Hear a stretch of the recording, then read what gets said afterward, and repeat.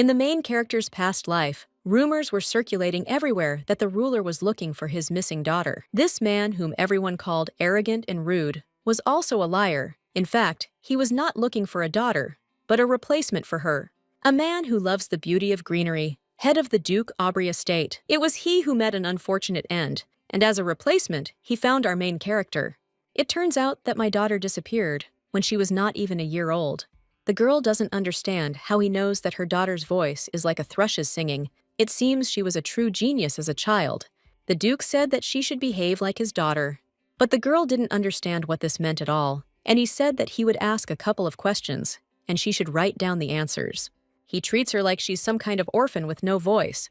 She didn't understand what it was. He simply handed her a blank piece of paper. Then the Duke said she'd better get tested, because if she can get through it, then she will live peacefully like his reign for the next 5 years.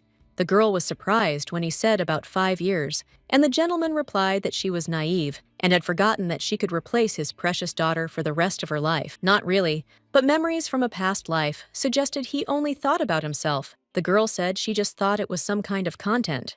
The gentleman said that she would have a couple of things to do, and after 5 years, he would send her to study abroad so that she would live in another country. So it turns out she'll just have to play a role. It would be better if she went to the interview with the merchants.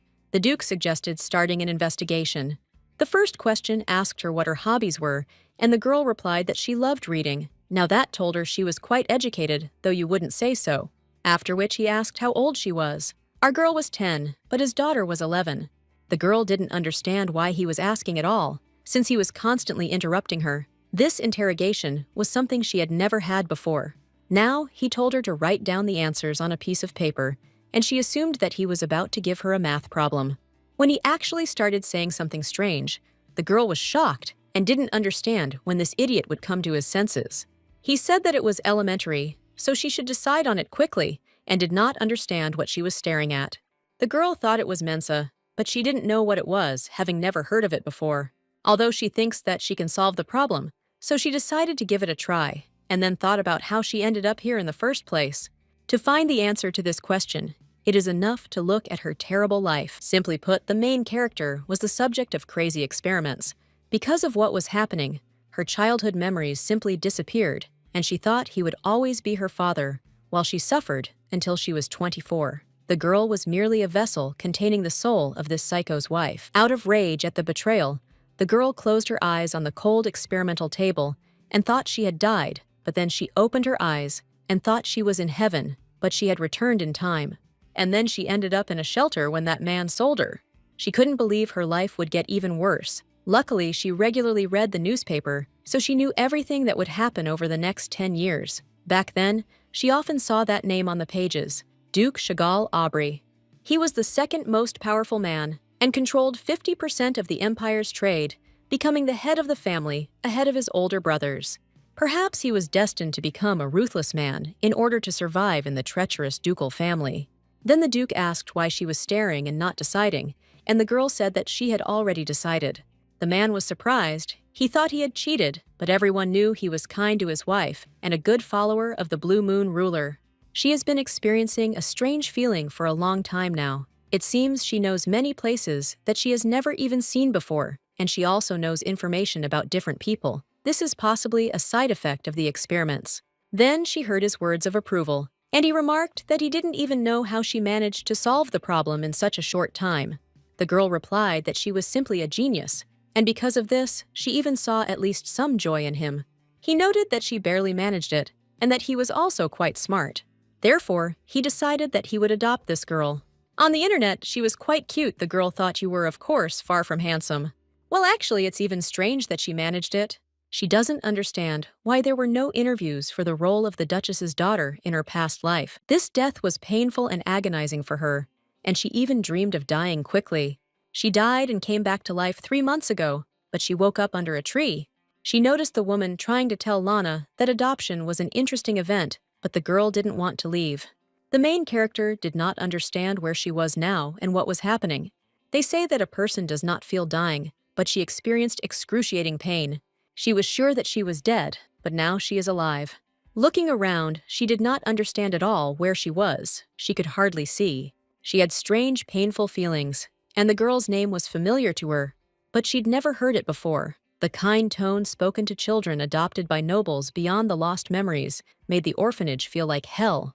The skin began to peel off from her face, and because of the experiments, she felt pain even from a breath of wind.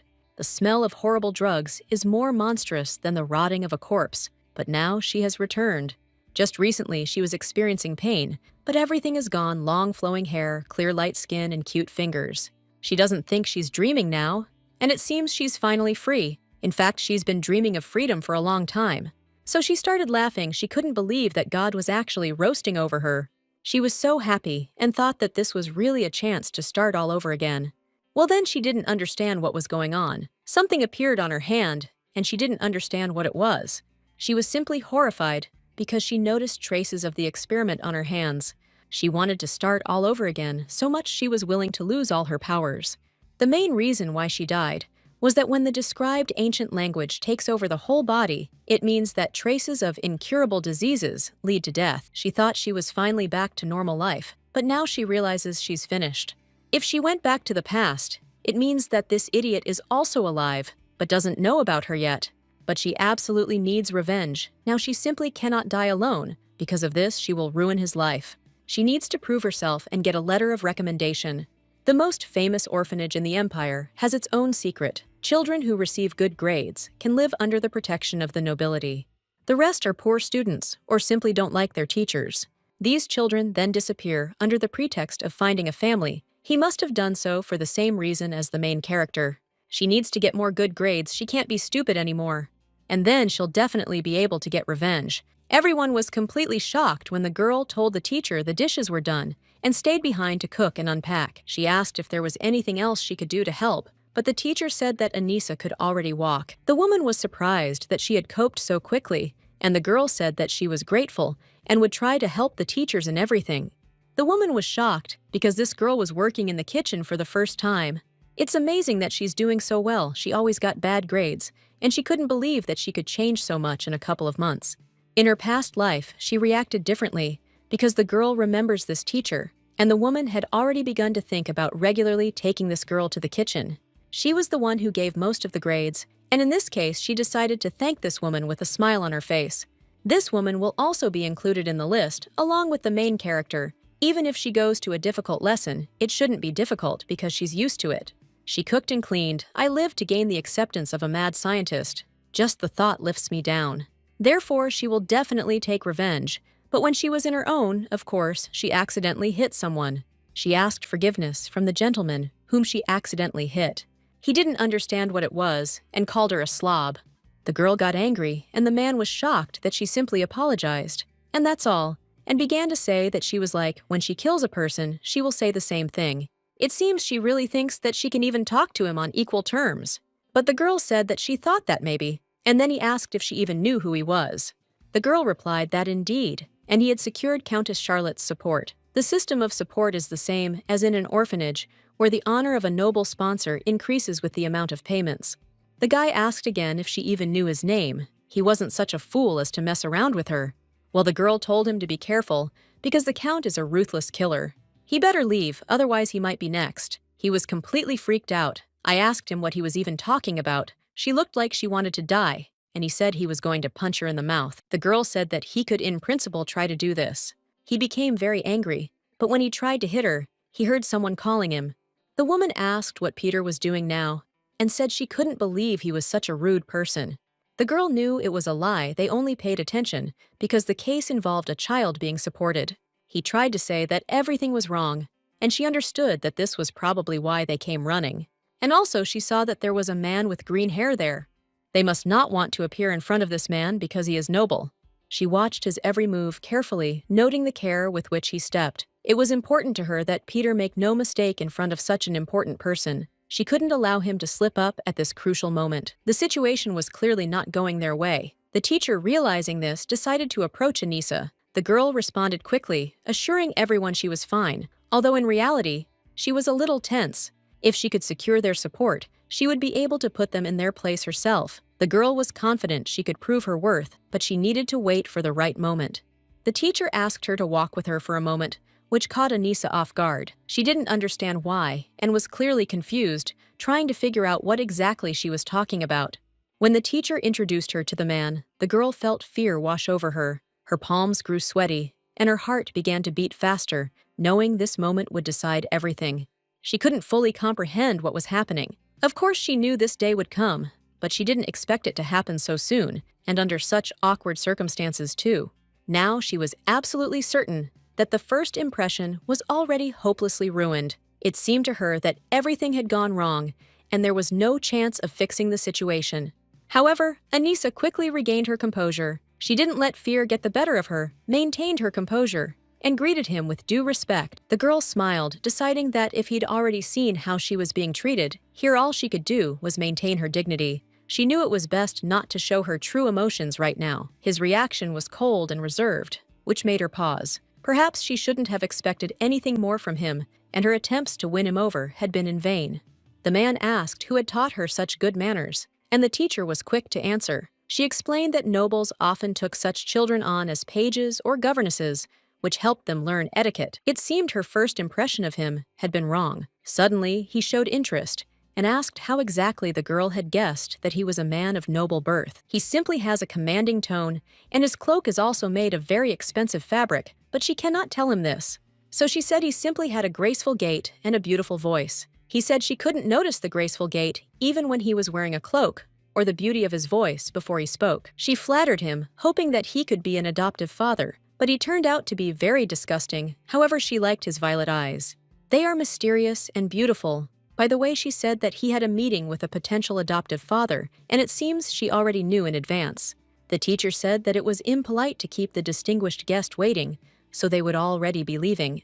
When they entered the room, the teacher told them to sit down. They would bring tea now, and she also asked for congratulations to introduce their student to him.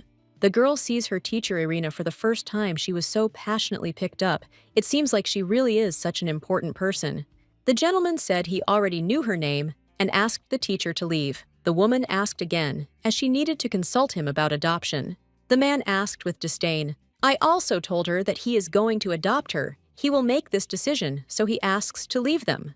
This was the first time the girl had seen someone discipline their arrogant teacher like that. She loved to divide her students into favorites, and despised ones. She was the most vile of teachers, and she was terribly proud of her work. The teacher clearly singled her out among the other children, but not in a good way. She picked on her, humiliated her in front of the class, and made her feel insignificant. It simply seemed impossible to tolerate such treatment. Suddenly, the teacher approached and unexpectedly hugged her like a caring mentor. But her words were less kind. The girl was being sternly ordered not to embarrass herself in front of the important guest. However, this was said quietly, almost in a whisper. The teacher wanted the girl to understand that her unexpected kindness was merely a mask concealing a threat. It's easiest to vent anger on someone weaker, and the teacher took advantage of this. Her behavior had a simple explanation. The girl was an easy target for humiliation. The girl replied calmly that she would try, but inside anger was already welling up inside her. This woman had irritated her for a long time, and now it was even more so. The teacher added that if she needed anything, she'd be right outside the door, but the girl knew she shouldn't expect any help from her. Anissa decided the best tactic was to simply be a good girl. Perhaps that would keep her out of trouble, because sometimes obedience is the key to peace. But deep down, she knew they would see what she was capable of. She would smile, but that smile would only be the harbinger of her revenge. At that moment, a male voice rang out, irritated and commanding. This brought her back to reality. She should have acted nice as she had planned. The man took off his coat. He seemed unpleasant to her, but it wasn't her fault he was like that. She just had to play her part. He invited her to sit down, and the girl smiled sweetly, agreeing. Everything had to look natural, so as not to arouse suspicion. But then she noticed his appearance. Long green hair, rare violet eyes. Such a combination was rare. Besides, he was truly handsome, but something in his gaze was unsettling. Why was he looking at her like that? There was something in that gaze she couldn't understand. The man chuckled and suggested that she probably thought he was a disgusting villain. He watched her reaction. Now she was caught. He could end her suffering, or on the contrary, turn it into something even more painful. He was witty, sarcastic, and had a nasty temper. That's how Anissa first met the damn Duke Chagall Aubrey. She feels bad that he will really just take her away from here. She understands how to process the documents and how to go through a month of special training for adoption. When they were sitting in the carriage, the man thought she was disappointed. But the girl replied that this was not so. He did not even give her time to think about it. He could have given her time to get used to the idea that she would be adopted. Obviously, a quick end awaits him. If not, then his family will die out anyway. It's like they're playing with a time bomb to see who will die first. But now she decided to think about who should die. She remembered that after his wife died of illness, he looked for something to drown his grief in and took part in the royal hunt. He missed, and many of the cast hit a member of the imperial family, and any people's just ruler, Alf Agro, was killed by Duke Aubrey. After this, the magic of the Aubrey family was banned in the empire, and the family was executed always alone. But then the main character of color and the heiress of the Aubrey family appears with the same magical ability. Well, here she started thinking, what kind of main character could there be? After all, this is not some kind of Roman, but perhaps this is the result of an experiment. After what was done at the bottom, some strange things are constantly happening. Now some kind of voiceover has appeared, or maybe she has developed some kind of gift of foresight. Ironically, she experienced death and rebirth again. However, the effects of the experiment still linger, as if they had left an invisible mark on her. Because of this, she didn't have much time left. The Duke looked at her carefully, assessing the situation and her current state. He noticed that her name was Anissa and said it out loud. The girl nodded, confirming that it was indeed so. He then suggested that she learn their family's rules before they arrived. She, of course, didn't refuse the opportunity. The first and foremost rule was that her name was no longer Anissa.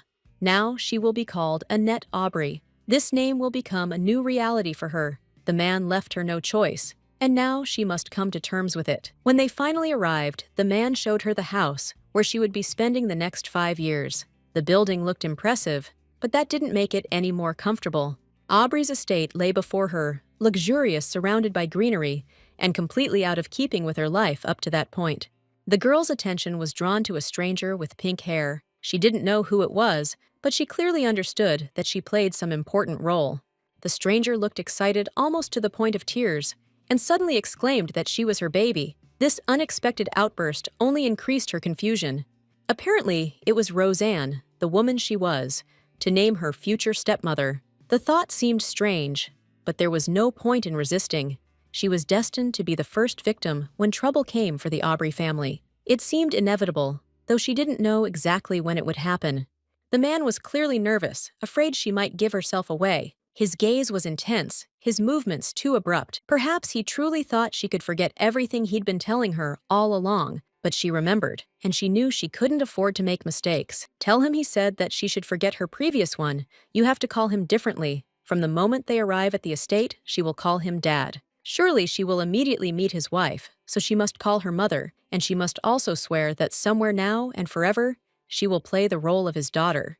This is a very unusual request. She also asked where his real daughter was, to which he replied that he managed to find her, but she was dead, and he would never dare tell his wife about it. But now, he told her not to ask any more questions about it. They had their own oracle. If she needed help, she could turn to her. She knows that Anissa is his daughter, and he also told her not to forget that from now on, she will be the sole heir to the family. Basically, yes, if she behaves like this, she's headed straight back to being an orphan. He also told her that her daughter was smart, naive, and kind. He'd been like that as a child too, and she took after him. Now the dilemma is how a girl who lived for so many years in a Syrian orphanage should react, how to convince her parents to come home again. The woman greeted the girl with trembling lips and tear-stained eyes. Her hands shook slightly, but despite her nervousness, she took a step forward. However, the little girl immediately hid behind the Duke's back, as if fearing what awaited her. Looking at the crying woman, the girl felt tears well up in her own eyes. She sobbed, and hesitating to take a step forward, quietly asked, "Is this really her mother?" There was uncertainty in her voice, as there was so much she didn't understand.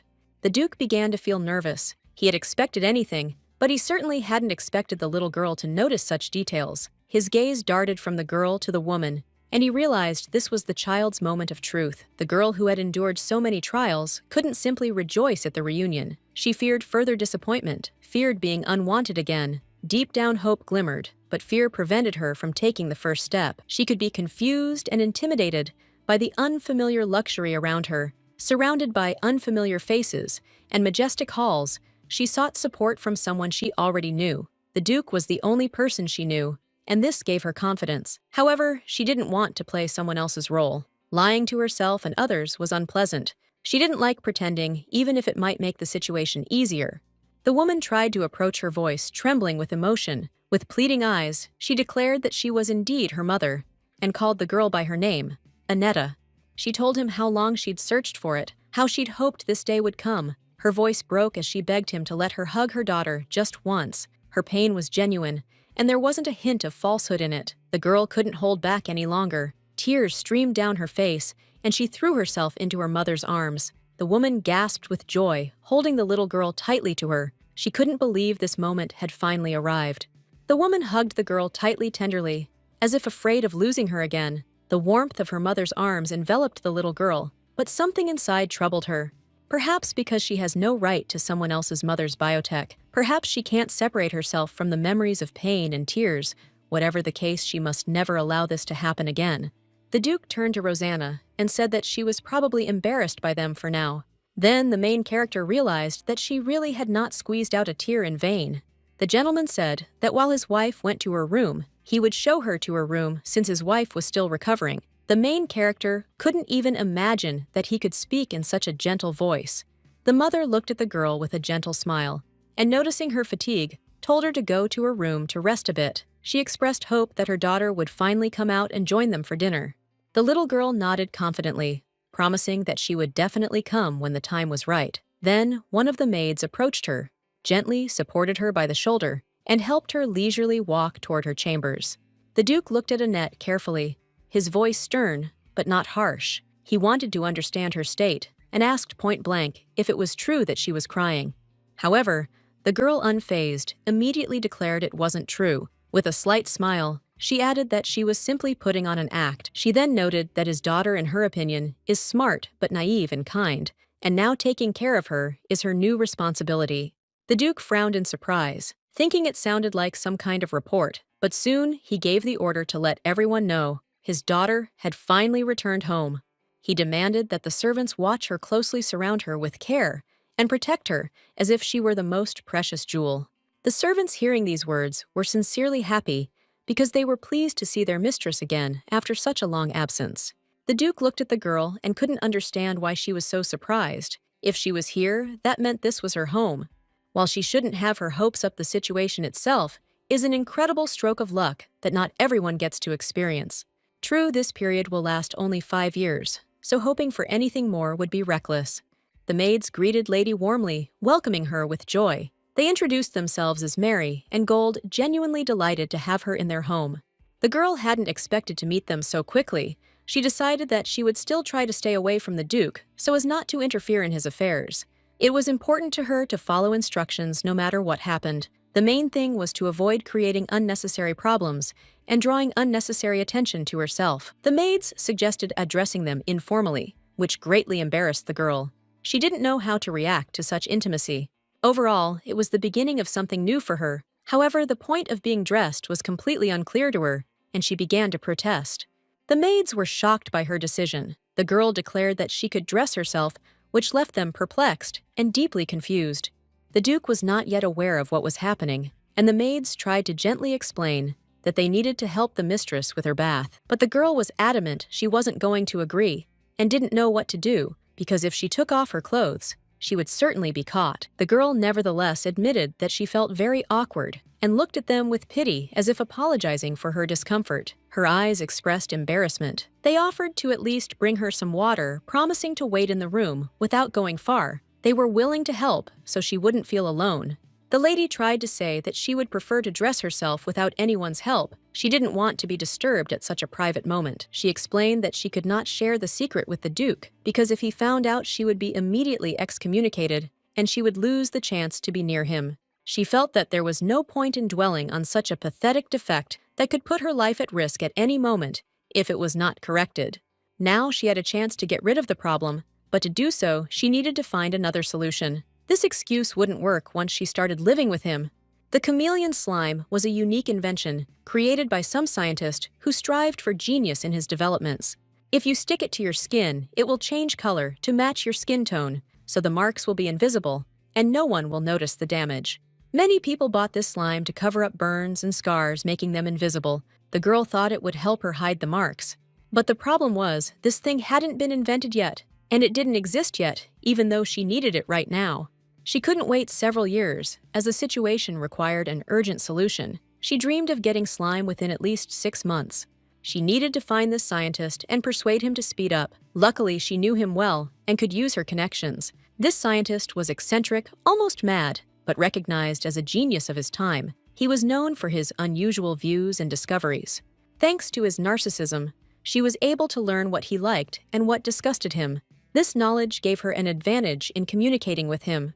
She suspected he might be prepared for her trick. At that moment, the maids arrived to see if she had finished and whether she had found it difficult to wash alone. The girl replied that she would prefer to walk around the estate, as she was tired and wanted to rest in her room and enjoy some privacy.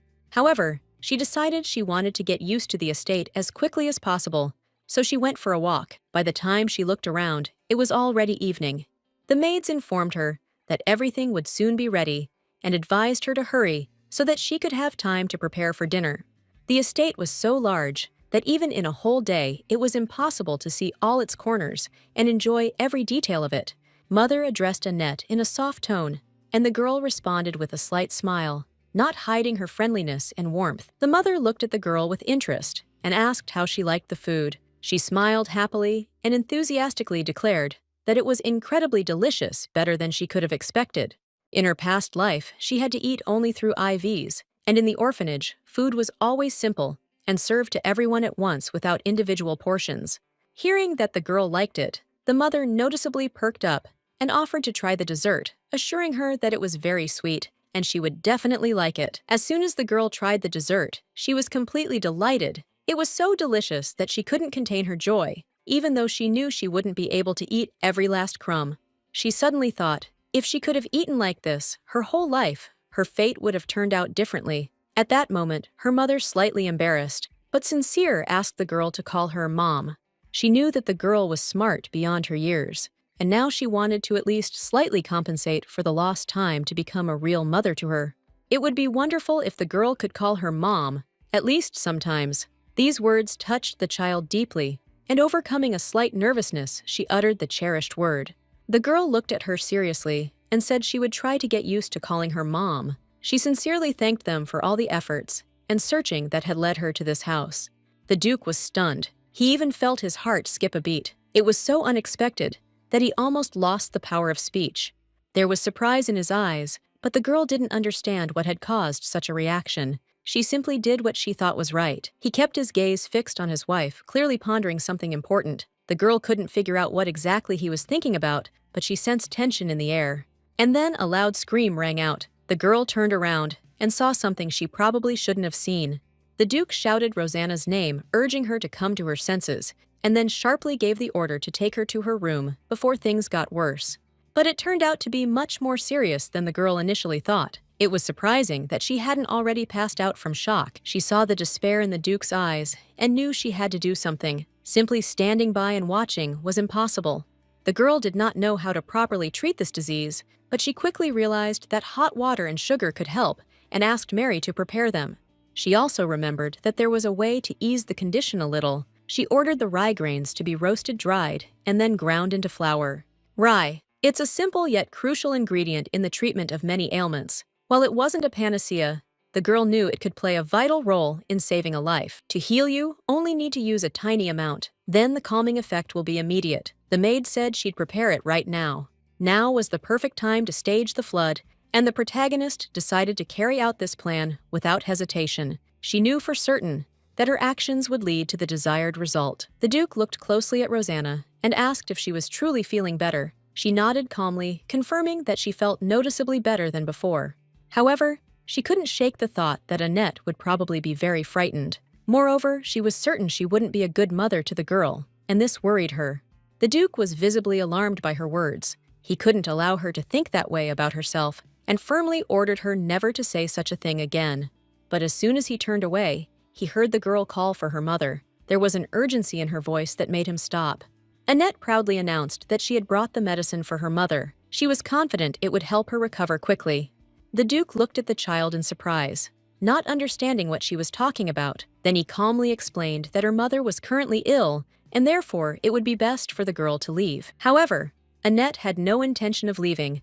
She confidently walked up to her mother, ignoring the Duke's words, and insistently offered her the medicine. The Duke was confused. He frowned and asked sharply what she was doing, why she was acting so self-assured and not asking permission. He couldn't understand where she got so much courage, and at that moment, he realized that the girl was completely unaware of her place. Her behavior was too brazen. But then he noticed she was smiling, and this confused him even more. What did that smile mean? Why wasn't she afraid of his anger? Annette calmly replied that everything was fine, since she inherited her intelligence from her father. She said this with such ease that the Duke couldn't help but pause.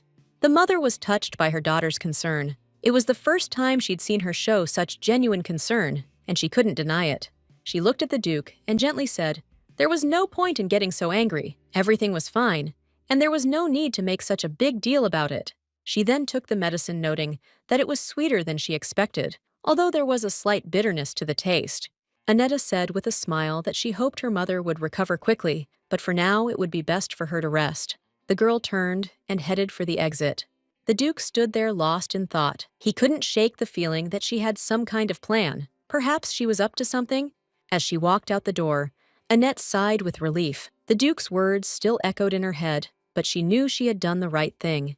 She knew she was safe now. At least they wouldn't experiment on her. She'd done everything she could, and that was the main thing. Her goal was to help, and she knew everything would be okay. She wasn't in a lab. She didn't have to be afraid anymore. Everything would work out as it should. But suddenly, a maid called out to her. This unexpected voice caught her off guard, and she shuddered in fear. She quickly realized that in front of them, it was better for her to look innocent and harmless, like a child, so as not to arouse unnecessary suspicion and avoid unnecessary problems. So she smiled broadly, feigning surprise. She added that it was the first time she'd ever heard adults scold her, but that it would remain their little secret. She knew she shouldn't show even a hint of fear. At that moment, Rosanna turned to her husband and asked why he was so angry with his daughter, given how difficult it had been to find her. The Duke replied that he wasn't worried about her disappearance itself, but rather that his wife was feeding the girl something strange. However, Rosanna countered, reminding him that she was simply caring for her. He admitted that this was indeed commendable. He just wasn't used to such displays of concern. But despite that, he shouldn't act so coldly. She sensed his demeanor soften slightly and was relieved to know he'd heard her. The Duke, though a little irritated, nevertheless acknowledged that he understood.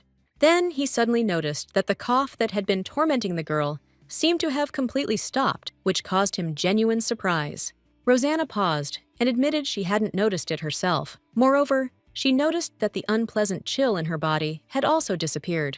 They were both stunned. The girl had never recovered from her illness so quickly before, which was astonishing. The lady couldn't understand how it had happened. Perhaps it was just a coincidence, but whatever it was, it really did work. He suddenly remembered the confidence on the girl's face. It was evident in her gaze, and the way she spoke, as if she knew exactly what she was doing. But he couldn't bring himself to claim that everything was truly so simple, because so much remained unclear. So he turned to Pedro for advice, hoping for his opinion. He asked her to bring Mary and Golda, and informed her that he would need to hear their opinions. This was crucial for understanding the next steps.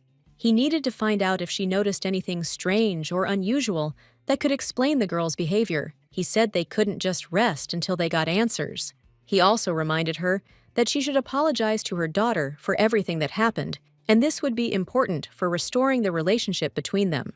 He understood that this method was unsuitable for either him or the child. Any attempt to solve the problem with this approach could lead to even greater misunderstandings.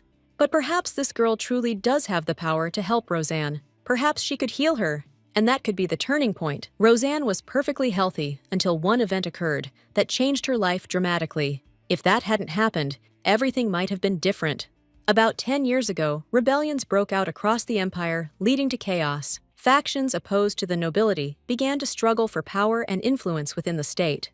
The reason was the emperor's thoughtless policies. His reign was devastating, as the previous emperor was known as one of the worst despots in history.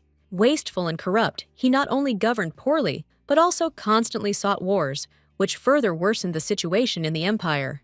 Commoners were mobilized into the army to make up for the shortage of soldiers. When finances became scarce, the emperor raised taxes, further exacerbating the crisis.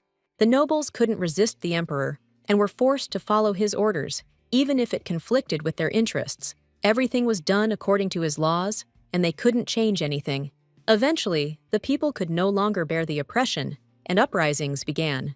The eastern regions became the center of the struggle for freedom and justice. Wars continued, taxes grew ever higher, and the nobles tried with all their might to subjugate the people. But the people no longer held anything of value, and they were prepared to fight to the bitter end. Some nobles resorted to public beheadings of peasants to pacify them, but rebellions broke out across the country, and the peasants' thirst for revenge could no longer be stopped. This resulted in a wave of kidnappings of noble children, and the peasants justified this by saying that since their children were being killed, they would also take the children of the aristocracy. The number of abducted children continued to grow, and soon this terrible fate befell Aubrey's family. This prediction came true, touching their lives.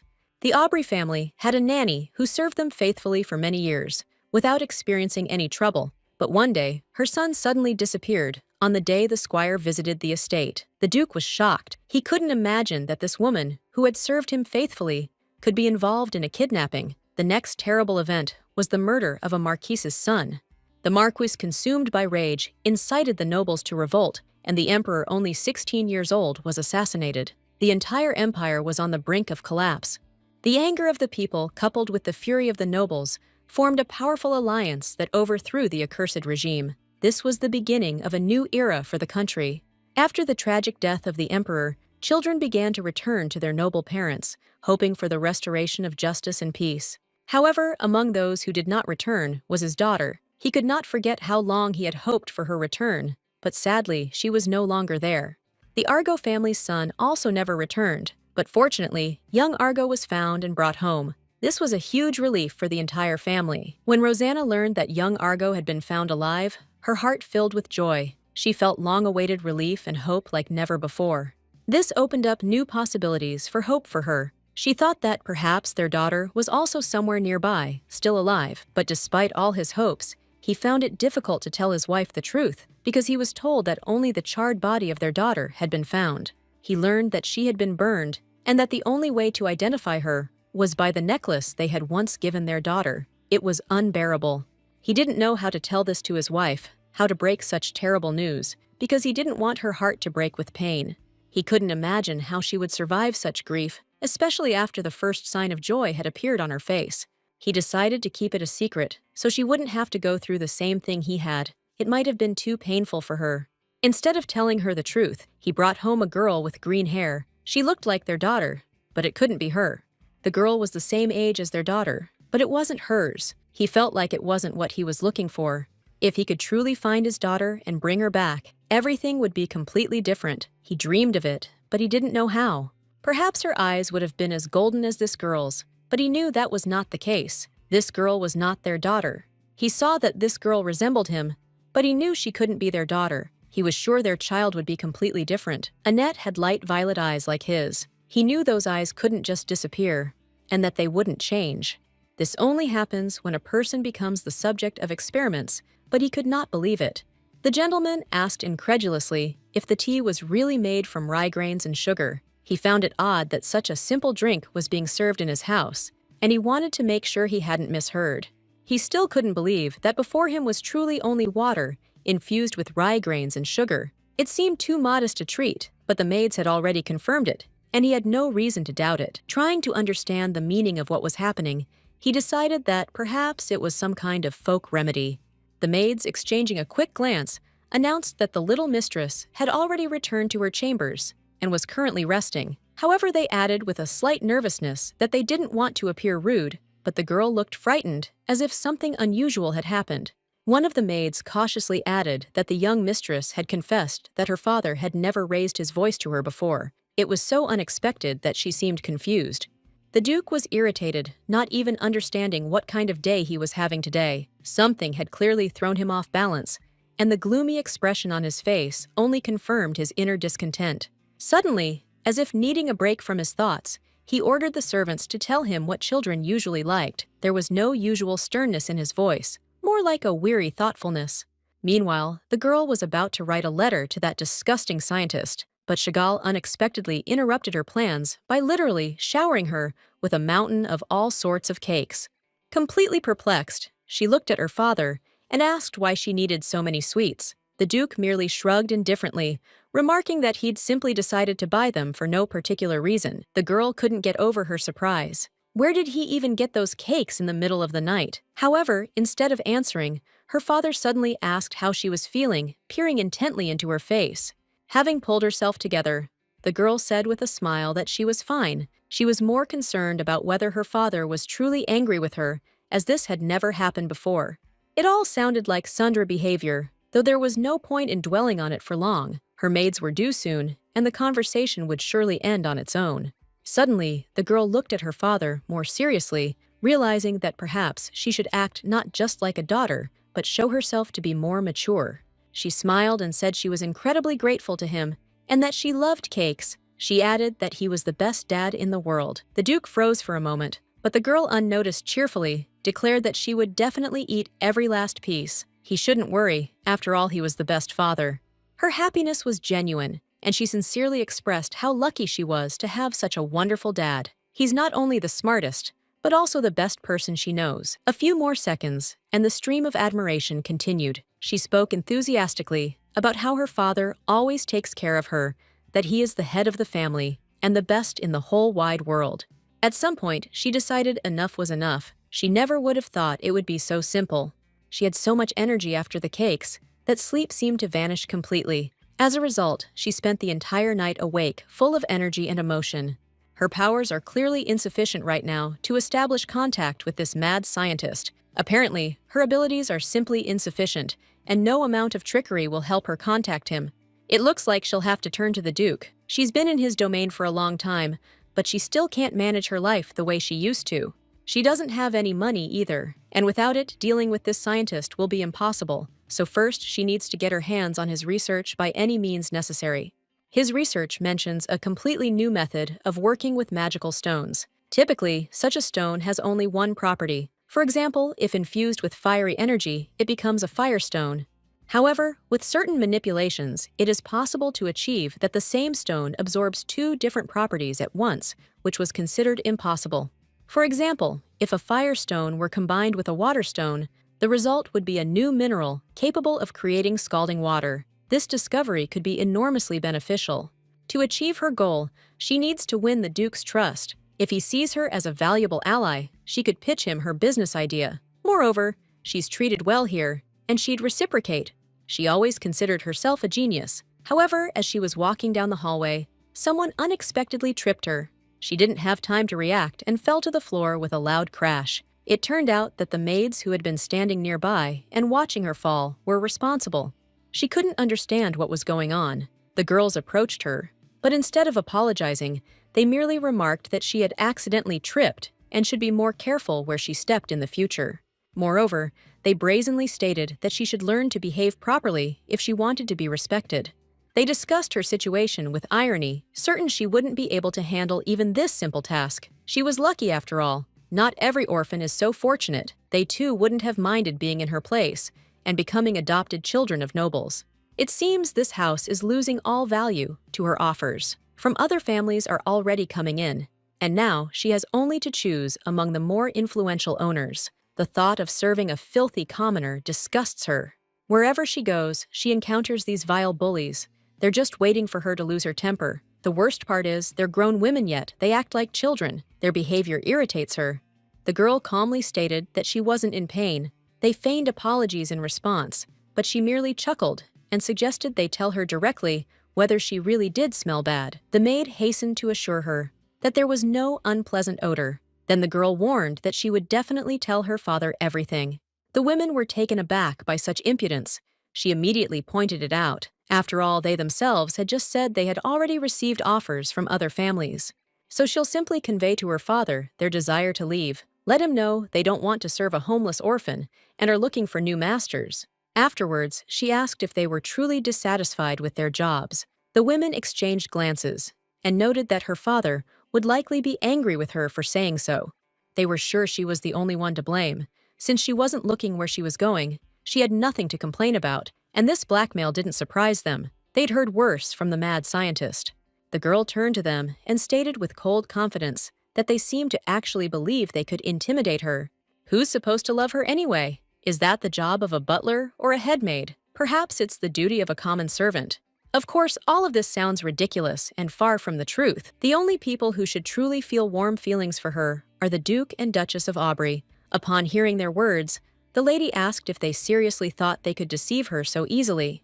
After all, her father personally brought her here, and now these people dare doubt him? It seems they're not just doubting the girl, but questioning the Duke's own words. However, she's not stupid and understands perfectly well what's going on, so she stated outright that she would definitely tell her father everything, and he's not so easily fooled, much less deceived. They'd better stop their weird antics, because her mother loves her, and her father would never hate his own daughter. In response, the girls only sarcastically asked who even said she was really his daughter. But the girl didn't back down. She asked again, were they really going to doubt the Duke himself? And then calmly added that she would inform him of everything. After all, her parents are very worried about her. They'll do everything to protect her, and then it'll be a matter of seeing who ends up worse off. When she turned around, the maids exchanged glances and realized they'd gone too far. They tried to smooth things over and quickly apologized. But it was clear to the girl, they seemed to think she would easily change her mind. If they were going to apologize, they should at least try to do so sincerely. So she just smiled and asked curiously why they suddenly had such happy faces.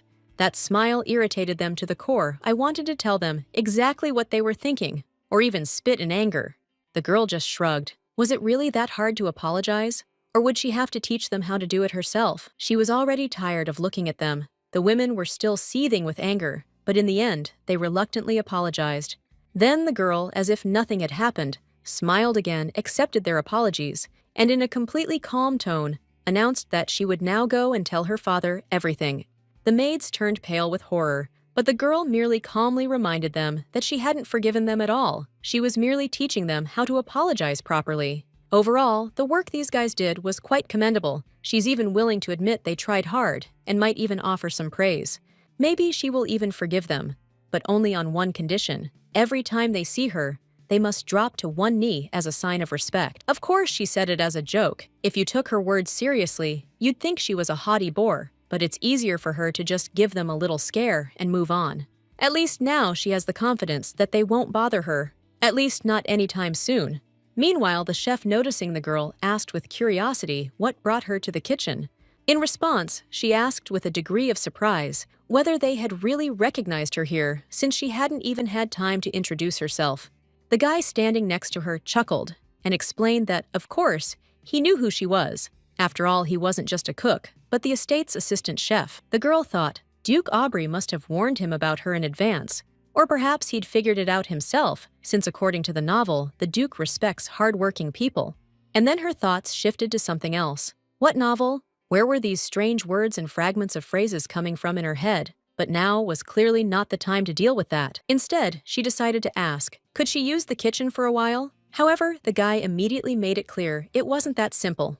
Then the girl, smiling slightly slyly, proposed a deal. She would tell them the secret of preparing high-quality meat from cheap ingredients. This method was brought back by a delegation of barbarians who participated in a conference about 3 years ago. To this day, no one in the Empire knows about it. If she manages to surprise the Duke with food, it will be easier to get the initial funds. For some reason, she feels that she needs to impress him. Everything around her fell silent, as if nature had frozen before an approaching storm. The girl felt tense because her father had given her the opportunity to prove something important. Realizing she had done wrong, the girl apologized with sincere regret. Then, gathering her courage, she added that she wanted to bring him something. At this time, the servant, with his usual politeness, asked the gentleman if he would like to take a short break and have a bite to eat. The gentleman just grinned and remarked that Pedro always appeared just when he was about to rest. Hearing this, the girl looked resolutely at her father and said that she had prepared the food especially for him, hoping that he would agree to try it. These words made the Duke think he realized that her appearance that time was no accident. She hadn't come just like that, but with a specific purpose. As Aubrey walked down the hallway, he noticed the scene unfolding before his eyes. He couldn't believe the maids were behaving so brazenly, so beyond what was permitted. If the girl had simply been bullied, he would have intervened, of course. but she used his name to intimidate the bullies, and that gave him pause. After all, she had come specifically with a complaint. She had only to say the word, and not a trace would have remained of those who had dared to antagonize her. He was sure that her offer of food was nothing more than an attempt to bribe him, a kind of bribe that he had never expected. However, when he caught a whiff of the aroma coming from the dish, he was truly amazed by what he smelled. The Duke was stunned when he saw Tsvetaeva's dish before him. It was stewed beef, and he was surprised not by the dish itself, but by the fact that it looked unusual and appetizing. For some reason, the chef decided to deviate from the usual standard recipes and prepared something special. This immediately caught his attention and piqued his interest. He suddenly realized he must have accidentally skipped a meal. The aroma of the dish was so appetizing that it awakened his hunger, making him eagerly pick up a fork. When he took his first bite, he was truly shocked. He expected something ordinary, but instead discovered that the dish lacked the unpleasant aftertaste he disliked in beef. The Duke couldn't believe meat could be so soft and tender. He wondered how long the chef had mastered this recipe and why he'd never tried it before. The dish seemed to have been prepared with particular care, and he guessed it wasn't just a culinary experiment. Someone must have specifically asked for it to be prepared this way. While pondering this, the Duke noticed another dish on the table. It was a berry pie, which he immediately recognized as his favorite combination: blueberries, strawberries, and bilberries. This surprised him even more, since he knew that only Rosanna knew about his dessert preferences. Even the chef hadn't been aware of his love of berries. He suggested that perhaps Roseanne had passed this information on to the child, but he also knew that she wouldn't worry about such details for him. In the end, the Duke decided it was simply a strange coincidence. Although he had his doubts, he saw nothing intentional in it. Besides, if his daughter had really been dating Roseanne, he would have been informed about it long ago. He couldn't just ignore it. Since things had turned out this way, he made a decision. If the child had brought him a treat, then so be it. He asked Pedro to serve tea to finish the meal. "Everything is for the best. I would like to ask about the tea that the child gave his wife yesterday, but first I need to find out why she came." However, this was already obvious. The Duke couldn't help but notice that his daughter possessed the same decency as he did. It was a pleasant realization. He was almost certain the girl had come to him for a reason. She likely had some request, and she was about to voice it. The girl was surprised that her intentions were so easily discerned. She hadn't expected the Duke to guess right away, and a little embarrassed. She admitted she'd like to ask something. Of course, the conversation will be about firing the maid. Well, perhaps there's nothing wrong with that. If the girl insists, it means she has good reasons. It would be sad if something like that happened again. She noted that she had uncovered a great secret while studying, and she asked if they could commercialize it. The Duke did not listen to her and said that they would fire her, and then asked again, and asked what the resignation meant. The girl didn't understand what they were talking about, and he asked again if she really meant business. He was shocked and noted that he was simply thinking about people who should be fired. But she'd better forget about it, and he hates wasting time on useless things like business, but asks her to tell him more. He was surprised because he thought she was going to call the maids. The girl would have noted that her father had probably heard about the magic stones. The gentleman, surprised, asked what she meant by magical stones. In response, the girl explained that these stones contained two opposing magics that existed simultaneously, making them especially valuable and rare. The Duke frowned, digesting what he'd just heard, and asked if she was serious. He found it hard to believe such a statement, as it went against the grain of accepted notions about magic. However, the girl merely shrugged, declaring that even a 3-year-old knew about the existence of magical stones with a single attribute. The idea of dual magic seemed strange to him, but her certainty gave him pause. She added that if the proportions are calculated correctly, when creating such stones, they can be sold profitably. Then the idea no longer seems foolish, as their rarity makes them desirable. These words intrigued the Duke, and he said he would like to know more about it. If the girl was serious, such knowledge could prove quite useful. Hearing his interest, the girl decided to elaborate. She explained that her words weren't just guesses, but the result of observations and calculations. These weren't idle fantasies. At first, the Duke thought the girl was simply stubborn and determined to get her way, but as he listened to her explanations, he realized they were surprisingly logical and maturely reasoned for someone her age. Everything began to fit together. Then, the girl said she could try to implement her plan, but she needed to proceed with caution. Hasty actions could lead to undesirable consequences. The Duke concluded that she had prepared for this conversation in advance. He noted her confidence and logic, which made him pay closer attention to her words. After that, the girl changed the subject and asked him if he liked the food. The Duke, without thinking twice, replied that it was certainly not a culinary masterpiece, but quite edible. However, he was pleasantly surprised by the taste. He also noticed that the girl seemed to want to say something else, but hesitated. Her gaze betrayed a thoughtfulness, as if she was choosing the right words. The Duke praised her sincerity, hoping to encourage conversation. Then the girl, mustering up her courage, admitted she had one more request, but was finding it difficult to voice. The Duke looked at her carefully and guessed that the conversation would be about the maids. He was almost certain the girl was about to ask for something related to them. Still, there is a childish side to her too, and he can't believe that she is going to fire them. He will never let them into the estate again, and this applies to everyone who gets in the way. She mentioned that she wanted to ask if she could count on 20% of the income after she started trading, and then the gentleman said that he would fire them immediately. He didn't listen to her again and thought about the maids, but then he realized that he had screwed up again. The girl also told him that if this was too much, then 10% would also be fine. She was shocked that she wanted to fire them so badly and asked again if this was the topic. He said that they would talk later and did not understand when she would ask to fire them. He asked again what she was talking about and what the topic was, because she was his only daughter and princess, and he hoped that she would not forget about it. He couldn't understand why he felt a certain unease when he looked at her. There was a trepidation in her gaze, as if she were about to say something important, but was unsure whether to say it. He was sure his daughter was simply shy and hesitant to speak up. He believed the time had come for her to voice her desires, as he believed she needed to learn to speak up about what she truly wanted. So to dispel her doubts, he hastened to assure his daughter that she needn't worry about it. She could ask him whatever she wanted, without fear of being judged or misunderstood. The girl looked at him carefully, then nodded gratefully. She sincerely appreciated his words, and a little embarrassed, apologized for disturbing him with what she considered to be her insignificant requests. The man was surprised to see her about to leave, but Annette calmly explained that she really did have to go and asked him to consider her request. If everything worked out, she hoped he would definitely let her know.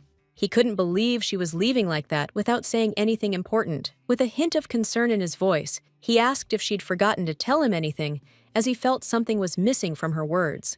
And then Annette suddenly remembered what had happened the day before. Realizing this, she hastened to say that yesterday's event had apparently only pleased him, but added nothing more. Annette noticed that when she spoke to her mother, she first apologized for making her tea without permission. She knew she had done wrong, but she wanted to help, even if it meant disobeying her a little. The girl also noticed the tea she gave her mother. It was made from dried lotus flowers, and she had deliberately chosen this particular drink, knowing its properties. The Duke couldn't contain his indignation and asked what she was even talking about. After all, according to his recollections, Annette hadn't served tea, but ordinary wheat grains. The girl was surprised to hear this. She was sure he was mistaken. Lotus tea wasn't widely known, but it did provide some relief from her mother's symptoms, and that was why she had chosen it. She'd heard about this a long time ago from a pharmacist who'd accidentally shared this knowledge, but he'd also warned her that this tea shouldn't be consumed too often, despite its benefits. Lotus tea is addictive and should only be consumed in extreme cases when pain becomes unbearable. Otherwise, addiction can lead to serious consequences.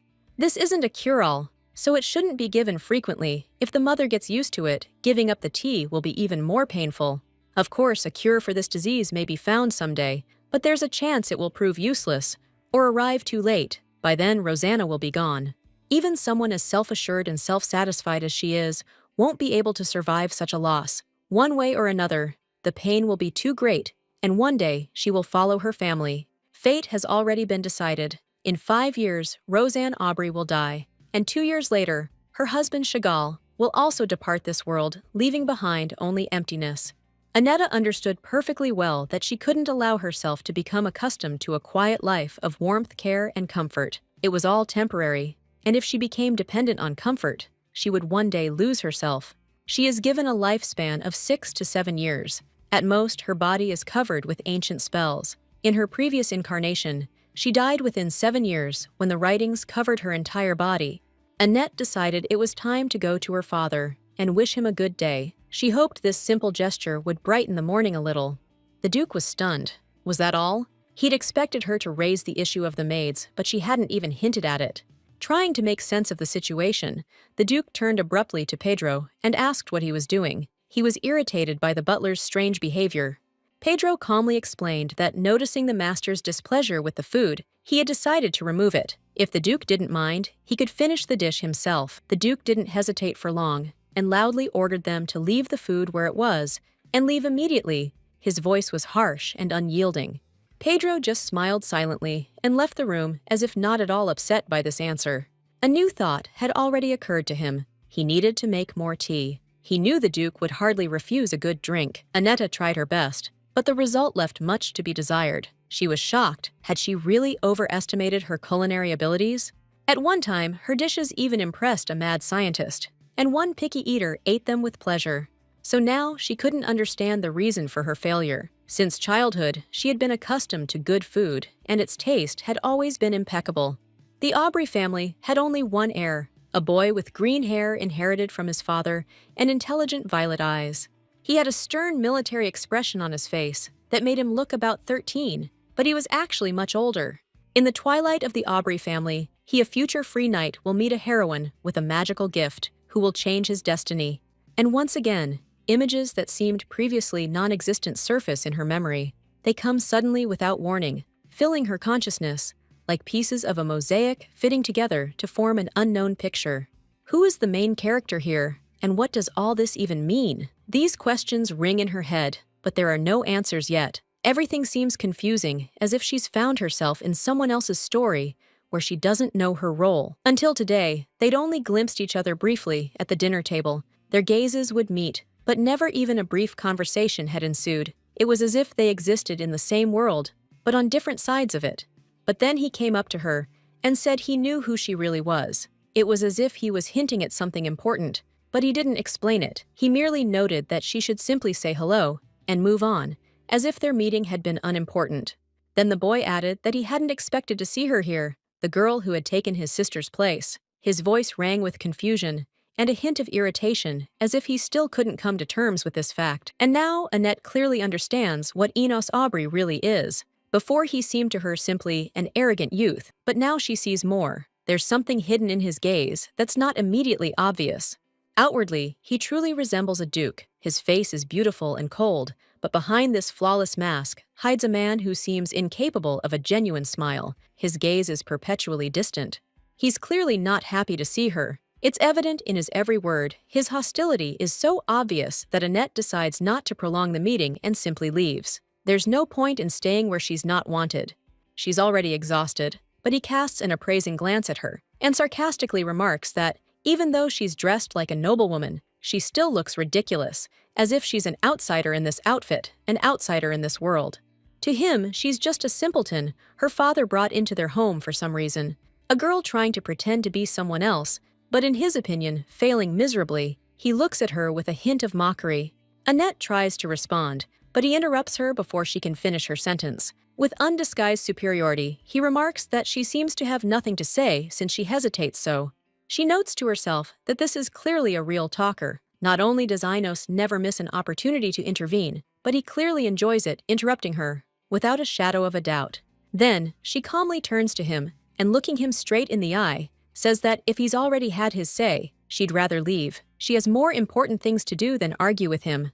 His gaze darkens, and he asks her again what she just said, but Annette isn't embarrassed. She simply points out that she's answering him in the same tone he uses when addressing her. She needs the goodwill of a few people to survive, the Duke and Duchess, but whether she needs to earn the trust of this miniature version of the Duke is a big question. The Duke, as it turns out, loves his wife more than life itself. He will never throw her out, at least for the sake of her health, which means that this boy's behavior does not pose any threat to her. It seemed he really was at home, like she was a little girl. She asked why she had to behave well if she wasn't obligated to be nice to him. The guy was surprised she still hadn't realized her true nature. After all, in his opinion, she wasn't particularly intelligent, and he certainly hadn't forced her to be nice to him. The girl quickly realized that he was the true heir to the ducal family, her own son. This added to the gravity of the situation, but she was not about to give up. Her life, she believed, would end faster than anyone else's if she didn't take action. Everything that was happening seemed unacceptable and dangerous. So she decided that revenge would be her first priority. She told him that if he thought she'd be scared, he was sorely mistaken. She noted that she wasn't afraid of him and didn't understand the power he wielded. It didn't particularly matter to her at the time. However, she hoped that he understood that she could not be driven out of here and she would remain in her position despite everything.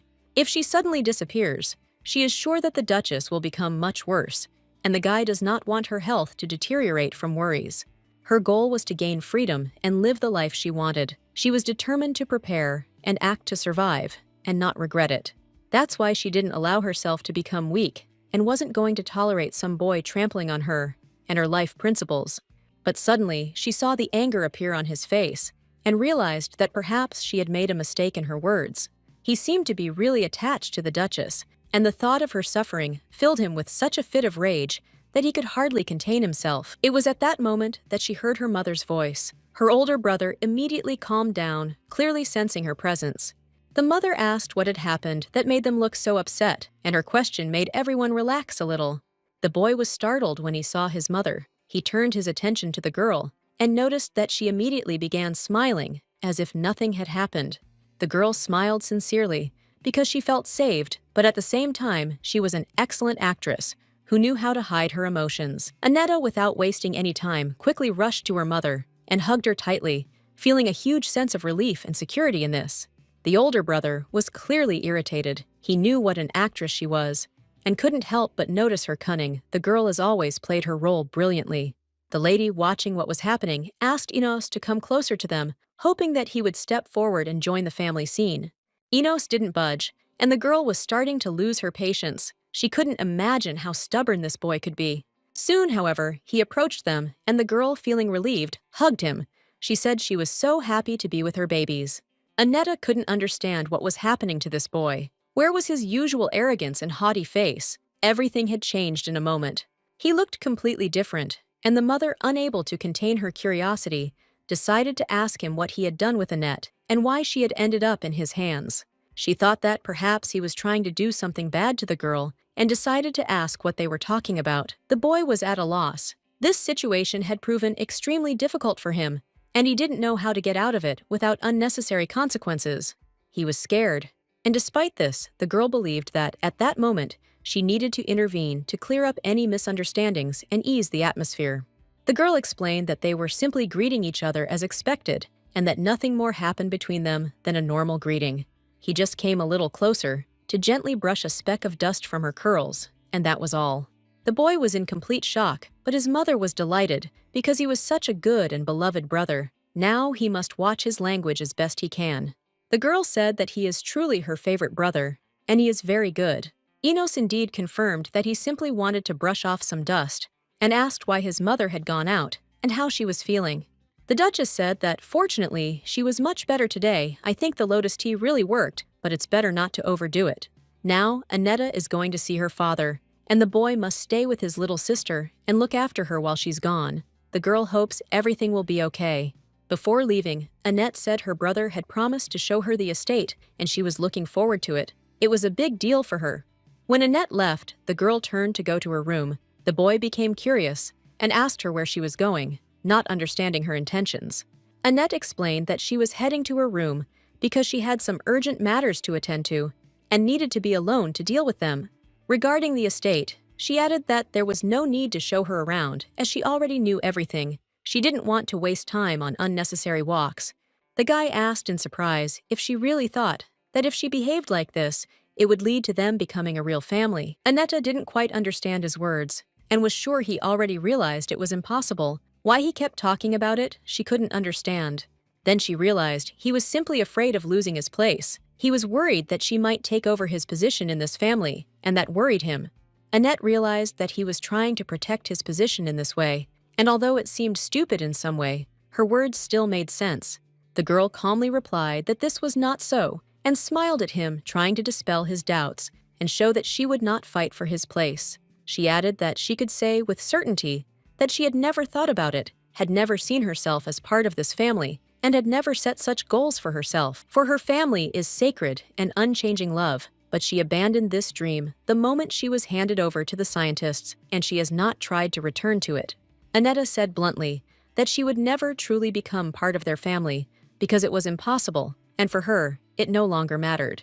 The guy was completely shocked by her words and asked in bewilderment what she had just said, not believing what he had heard. The girl calmly replied that even if they asked her, she would not agree to become part of this family. She was not prepared to make such concessions. So he shouldn't worry. Her decision won't change. She definitely won't become part of his family, and he needs to accept that. The guy was in complete shock, and Annette just stood there and smiled at him, enjoying how his reaction changed to her words. Talking about family when she was only 6 or 7 years old seemed strange. Annette felt like family was something distant and vague to her. She used this family solely for revenge and decided that it was not worth playing pranks in front of her mother because now she needed to behave correctly. As Annette walked to her room, her thoughts returned to the question of family. She wondered what family meant to her. If she had seen them as family, perhaps she wouldn't have stood by knowing their days were numbered. After all, no one knew what would happen next. But for her, family is just an illusion. No matter how hard a person tries to win love, if the same blood doesn't flow in their veins, everything is in vain. Annette was sure that she couldn't receive love, and the very thought of searching for warmth within her frightened her and turned her inside out. The father turned to his eldest son and said that his manners left much to be desired. Even his younger sister behaved better. He recalled that he should have been taught proper table manners, but his behavior clearly did not correspond to this. Enos immediately apologized, realizing that the girl had mastered her manners well, and he was a little ashamed of his behavior. Annette had had her share of hardships in her life, and now she felt a bit awkward. Reminiscing about the past was difficult, but she tried to remain restrained. Father noticed that Enos even hugged his mother, knowing she was ill. His concern seemed genuine, but something still felt off. It was impossible to act so carelessly, because everyone understood perfectly well how important it was to be mindful of others' feelings. Memory played a key role here. And so it happened Enos, who should have been surrounded by love and care, grew up alone, despite all attempts to find support. At first, Annette was curious why he was so touchy, but she thinks that he lacks self-confidence. He has never received care, and it is not that he is not loved.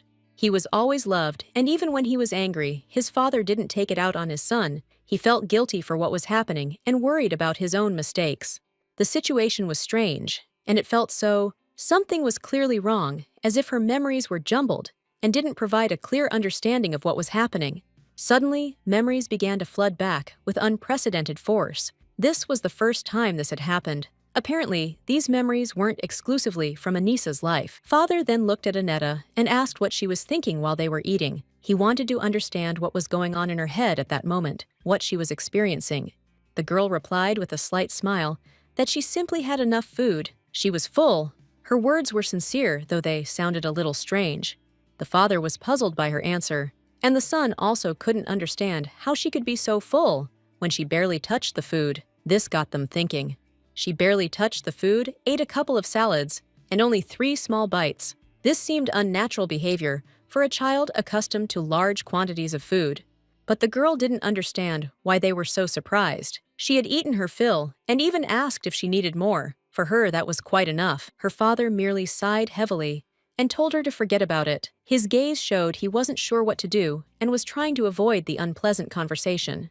He thought that she ate as much in the orphanage as she did then, but the girl confirmed that too much food gets in the way, makes the head heavy and the body clumsy. Despite this, they saw nothing wrong with her words. The girl confidently stated that it was important to attend classes and complete assignments, and that this required discipline. Discipline was also valued at the orphanage. There was a strict middle-aged man named N who praised good behavior and severely punished mistakes.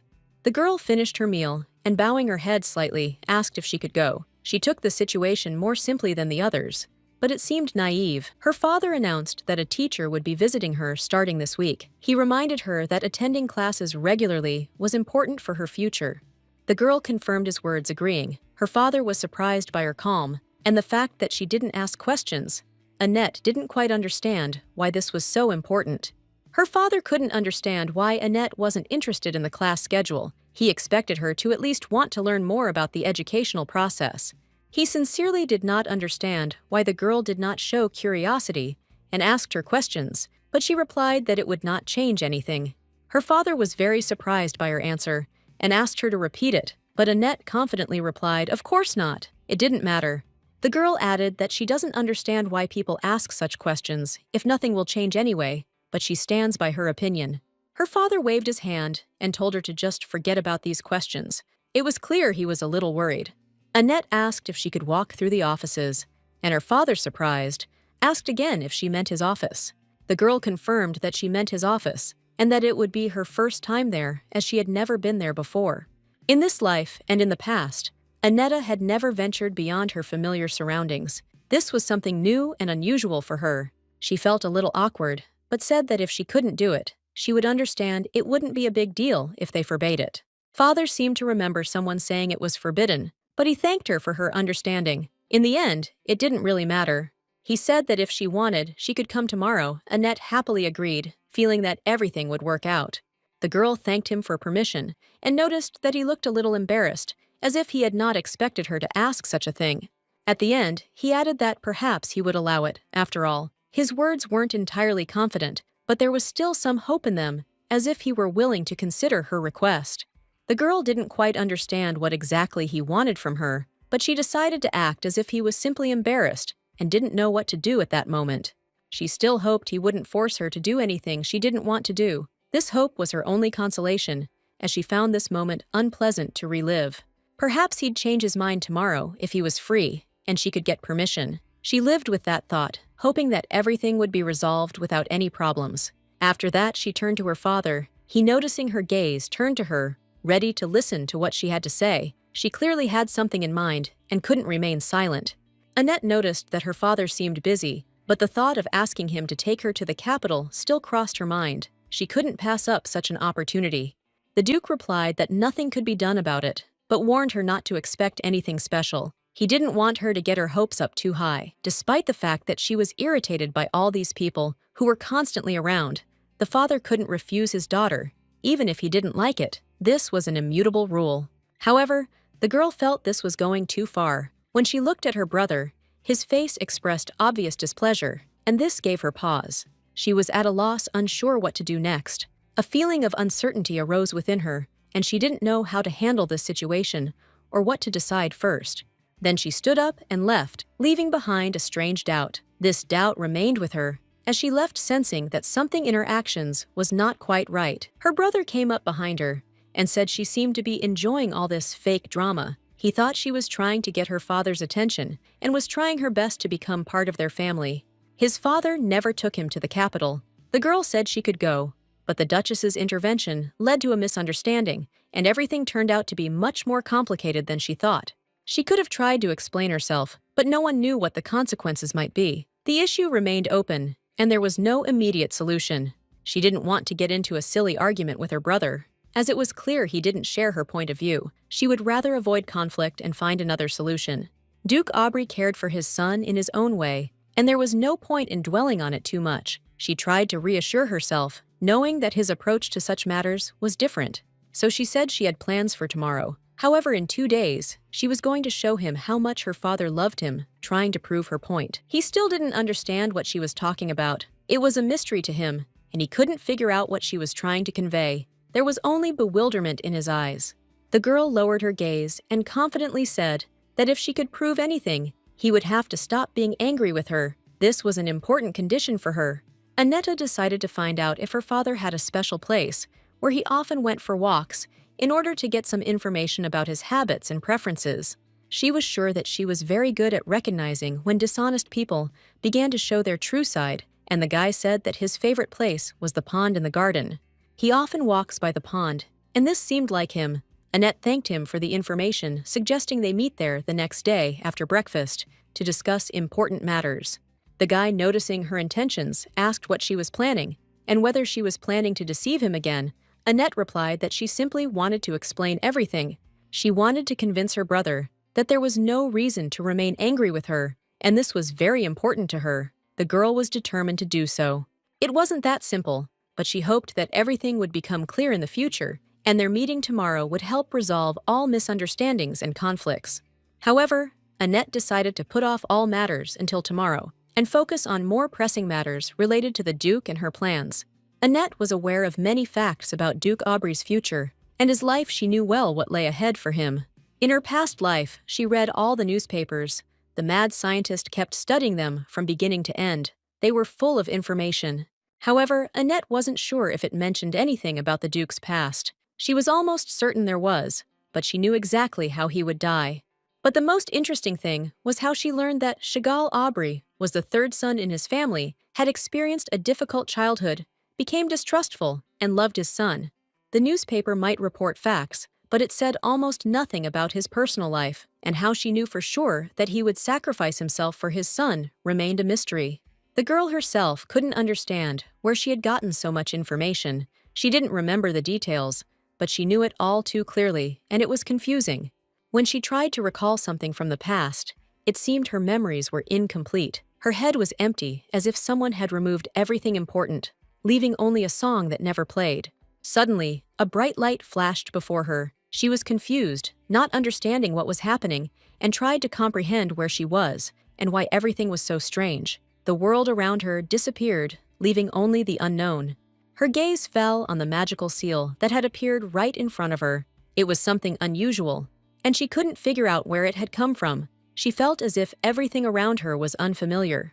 Panicked, she began to fidget, unsure what to do. There were too many questions in her head, but she couldn't answer them. Everything was happening so quickly that she didn't have time to process what it all meant. Soon she found herself in a space that resembled a vast white field. She felt utter terror because she realized she was definitely not home. This was a place, but something was wrong with it. Suddenly, her soul felt drawn into some dark void, as if something invisible were pulling her into the unknown. The sensation was so strong that she couldn't shake it. She tried to figure out this strange space surrounding her, a white abyss, as if she were caught between worlds, and she had no idea what it was or what was happening to her. A black silhouette appeared in the darkness. It stood nearby, staring intently at her. It was a shadow emanating a sense of something ominous and unfamiliar. She began frantically looking around, trying to figure out what it was. Perhaps it was just an illusion, but her senses were right, and she felt that everything around her was alive and real. Suddenly, a loud sound burst into her ears, as if someone had turned up the volume on a loudspeaker. It was the boy's voice, realizing his mistake, and realizing he'd been speaking too loudly to her. He tried to calm down, and in a quieter voice, asked her to tell him how she felt about his speech. Now he was having a hard time adjusting to the new conditions, but he still hoped she would understand. The girl responded with difficulty that she felt better now, but she couldn't understand everything that was happening. He, in turn, was overjoyed because they had finally met. Annetta, completely confused about who was standing in front of her and where she was, asked the guy about it. He replied that he was just an administrator and that the situation would be strange for her. The girl looked at him in confusion, not understanding what was happening. He said it was an archive, but that only confused her even more. She couldn't understand what he was talking about. She was the only person in the archive who could enter it. She still couldn't figure out what this place was. If it was an archive, then why was it so empty? Why was there so little information, and what was the point? The questions remained unanswered. The young man, noticing her confusion, advised her to take a closer look. He assured her that the archive was not empty at all, and that it held much more than she thought. Suddenly, books began appearing around Annette, and she realized she was in a library surrounded by a vast amount of material and knowledge. It was far more impressive than she had expected. The guy told her that the pages of these books contained the entire truth about this world, all its secrets and mysteries. He thought she would want to read them and uncover this truth. However, the girl could not choose where to start because all the books were similar, their covers were the same, and she could not understand which of them would be useful to her. But soon, her gaze fell on one book that was different from the rest. It had a completely different cover, which caught Annette's attention. He told her to read it specifically because this book was quite interesting and could provide answers to the important questions she was looking for. No longer surprised by anything, Annetta opened the book. It contained a story about the event of August 8, 2019, a date that proved significant in her life. The book said she was robbed by con artists and died shortly afterward when she was taken on a white bus on the day of her walk. It sounded horrific and tragic. Annetta sighed heavily. The boy added that the rest of the text was written in a long-forgotten language, and she wouldn't be able to read it because she didn't have the necessary abilities. She was not prepared to comprehend such complex texts, as she did not have the skills to decipher the ancient language in which the story continued. He said something really interesting was coming, But the girl didn't understand what exactly he meant. She felt something important was about to happen. She tried to understand why the guy was so insistent on keeping her eyes forward, even though it all seemed strange, but he kept repeating that she needed to be prepared for something important. And then she noticed how the book began to move on its own. It was completely impossible and astonishing to her. She couldn't take her eyes off this phenomenon. When Annette's gaze fell on one of the pages, she saw the date, February 17th, 2016, and the note said that this day was the most important and best. It told of Duke Chagall Aubry, who wounded himself to save his son. It was a heroic deed, but in the world of books, there are no such heroes anymore. After all, in real life, things are different. It was sad to realize that Duke Chagall would no longer appear in the story. People in real life are often greedy, and their thoughts are preoccupied only with how to take other people's money. From what she read, Annette realized the diary's author was sharing his impressions of a romance with green eyes. She continued reading, trying to understand more about the meaning of these entries. The reviews of the book seemed ordinary, but one passage mentioned Duke Aubry's house. This was odd, as the house might have hidden more than it seemed at first glance. The notes said his daughter had been missing, but he'd found her one day in an orphanage. This event was deeply disconcerting and thought-provoking. The main character and a character named Key remained a mystery to her. She couldn't figure out who they were or what was going on in this strange book that was confusing her thoughts. And suddenly, the book literally pushed her away, like an electric shock. The administrator explained that the story was too complex and it was too early for Annette to delve too deeply into its details. Annette couldn't resist asking what kind of book it was. Her curiosity was growing stronger, and she felt like it was hiding something important about her life. The guy replied that the book reflected her life, but in an abridged form. It was her own story, but without the details, without the things that could have changed everything. The girl didn't understand what was happening to her. Of course, she couldn't understand it, because it was connected to her past, and looking into it was strictly forbidden. She was one of those who lived through many lives. Each new existence is a new chance, but past lives are never forgotten, remaining in her soul. This book contained all her past lives, and although she remembered nothing about them, her soul knew them everywhere, every event, every step she had ever taken. She couldn't remember what had happened before, but her soul kept everything within itself, every detail, every mistake, and every correction that had happened in her many lives. At that moment, the girl began to reflect on her past. The administrator explained that the archive was accessible to everyone, but only those who had already survived death and held the key could access it. The girl was stunned and rushed to find out what the key was. The administrator explained that the magic circle on her wrist was the very key, a symbol of forbidden magic. He assured her that there was no need to be afraid of this, because the key was on her side, and it would not cause any harm. She just needed to relax a little and not worry without reason. The administrator announced that it was time for him to leave and said goodbye to her, noting that many things would remain undisclosed until the next meeting. He reminded her that they would still have plenty of time and advised her to be careful, as such meetings could have unexpected consequences. Finally, he said that the first meeting should always be short, otherwise it will be difficult to understand what is happening and it may become too complex to perceive. The girl began to feel herself falling rapidly, but before she could say goodbye, she managed to see the guy waving his hand at her, disappearing into the distance. However, instead of falling, she simply opened her eyes and found herself lying on her bed as if nothing had happened. When she got out of bed, she felt unbearably ill, as if something was wrong, and her body responded painfully to what was happening. At this moment, the maid entered the room and presented her with a new dress, which she thought would be perfect for the following day. The girl only smiled in response and didn't know what to say. Her thoughts were preoccupied with something completely different, and words wouldn't come to mind. The girl named Annette finally remembered she was supposed to be a sweet girl and said with a smile that she thought she was very beautiful. She was trying not to miss the moment. The maid, observing Annette, remarked that she thought the sailor's uniform would look absolutely perfect on her. A debate immediately ensued among the maids about what dress to choose for their mistress. Annette felt disappointed, as the argument about what to wear had flared up again. She decided not to waste time and suggested that it would be better if she chose the outfit herself. Annette knew perfectly well that Mary was strict and decisive, but at first she found Golda quiet and modest. However, she soon realized that the two girls were truly as alike as twins.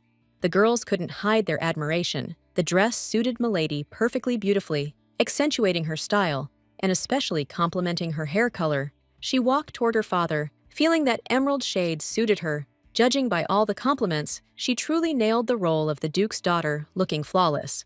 The girl smiled, surprised by how much she resembled her father. This discovery pleasantly surprised her. They found it extremely touching and were happy that their mistress had returned home. However, Mary and Golda faced a different situation, and now she was saying goodbye to them.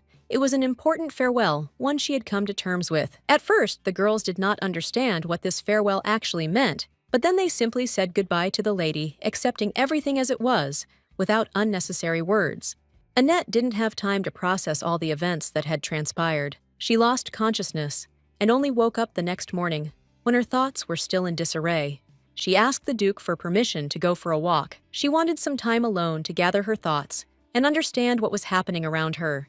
As she walked, she began to wonder who Key was. At some point, it became clear to her that she was inside a novel, and she was one of the main characters. She remembered reading this novel, but she hadn't known life could change so drastically. She remembered the emerald eyes, if of course, what she'd been told was true.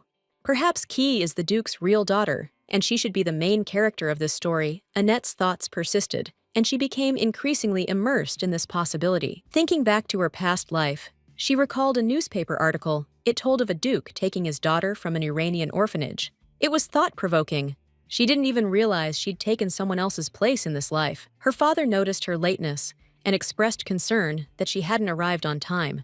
He also remarked that she looked especially lovely today. Perhaps it was the elegant new dress she'd donned, unaware of its effect. The girl thanked him, saying it was all thanks to him. Her words were sincere. She felt grateful for everything he had done for her, but she still didn't understand why he was so silent. And at some point she realized it, but she didn't want to say it out loud because it was difficult. Duke Aubrey turned out to be much more considerate and intelligent than she thought. This made her think, and she felt that her theory wasn't so crazy after all. She finally had to say it out loud. Trying to muster up her courage, she said that Dad looked even better today, despite all her doubts. The girl spoke these words with a good-natured smile, and the Duke, glancing at her, noted that everything remained the same. That familiar tone, that lightness in her voice, everything matched his expectations. She was sure that this was exactly the answer she needed, so as not to raise unnecessary questions. Having concluded their conversation, they calmly climbed into the carriage, giving no indication that anything more was hidden behind their words. The Duke had a lot of work to do and could have refused the trip, but it seemed he needed the rest himself. His behavior revealed that deep down, he missed his daughter. But Annette knew her position. Her presence here was temporary, and if she became too absorbed in her role, she could easily lose even this chance. If she got carried away, she'd simply be thrown out. The Duke, without showing any particular emotion, asked the girl where she would like to go. Apparently, he decided to let her choose her own activities that day. Annette thought for a moment, then replied that she just wanted to go for a walk and feel free. She also suggested going clothing shopping or going out to eat. The Duke narrowed his eyes and asked if this was truly what she wanted. The girl nodded without hesitation, showing it wasn't a casual remark. She understood he was considering her wishes. It didn't matter to her where they went. Children usually rejoice at such things, but the Duke clearly saw it differently. Contrary to her expectations, the walk was bound to remind her once again that this world is built on power and money. In one of the boutiques, Annette spotted a charming pink dress and with a mischievous smile told her father she liked it. Afterward, with obvious delight, she asked him to buy out the entire toy store and a whole collection of similar dresses. The Duke noted with a slight smile that his only daughter was not without courage. She expressed her desires without hesitation, and this even amused him a little. That's exactly how he believed money should be spent, confidently, without regard for the consequences. At that moment, he was completely satisfied with her behavior, seeing in it the right attitude. However, his face betrayed no true emotion. Even if he was pleased, there was no genuine joy in his eyes. Rather, a slight shadow of disappointment crossed his features.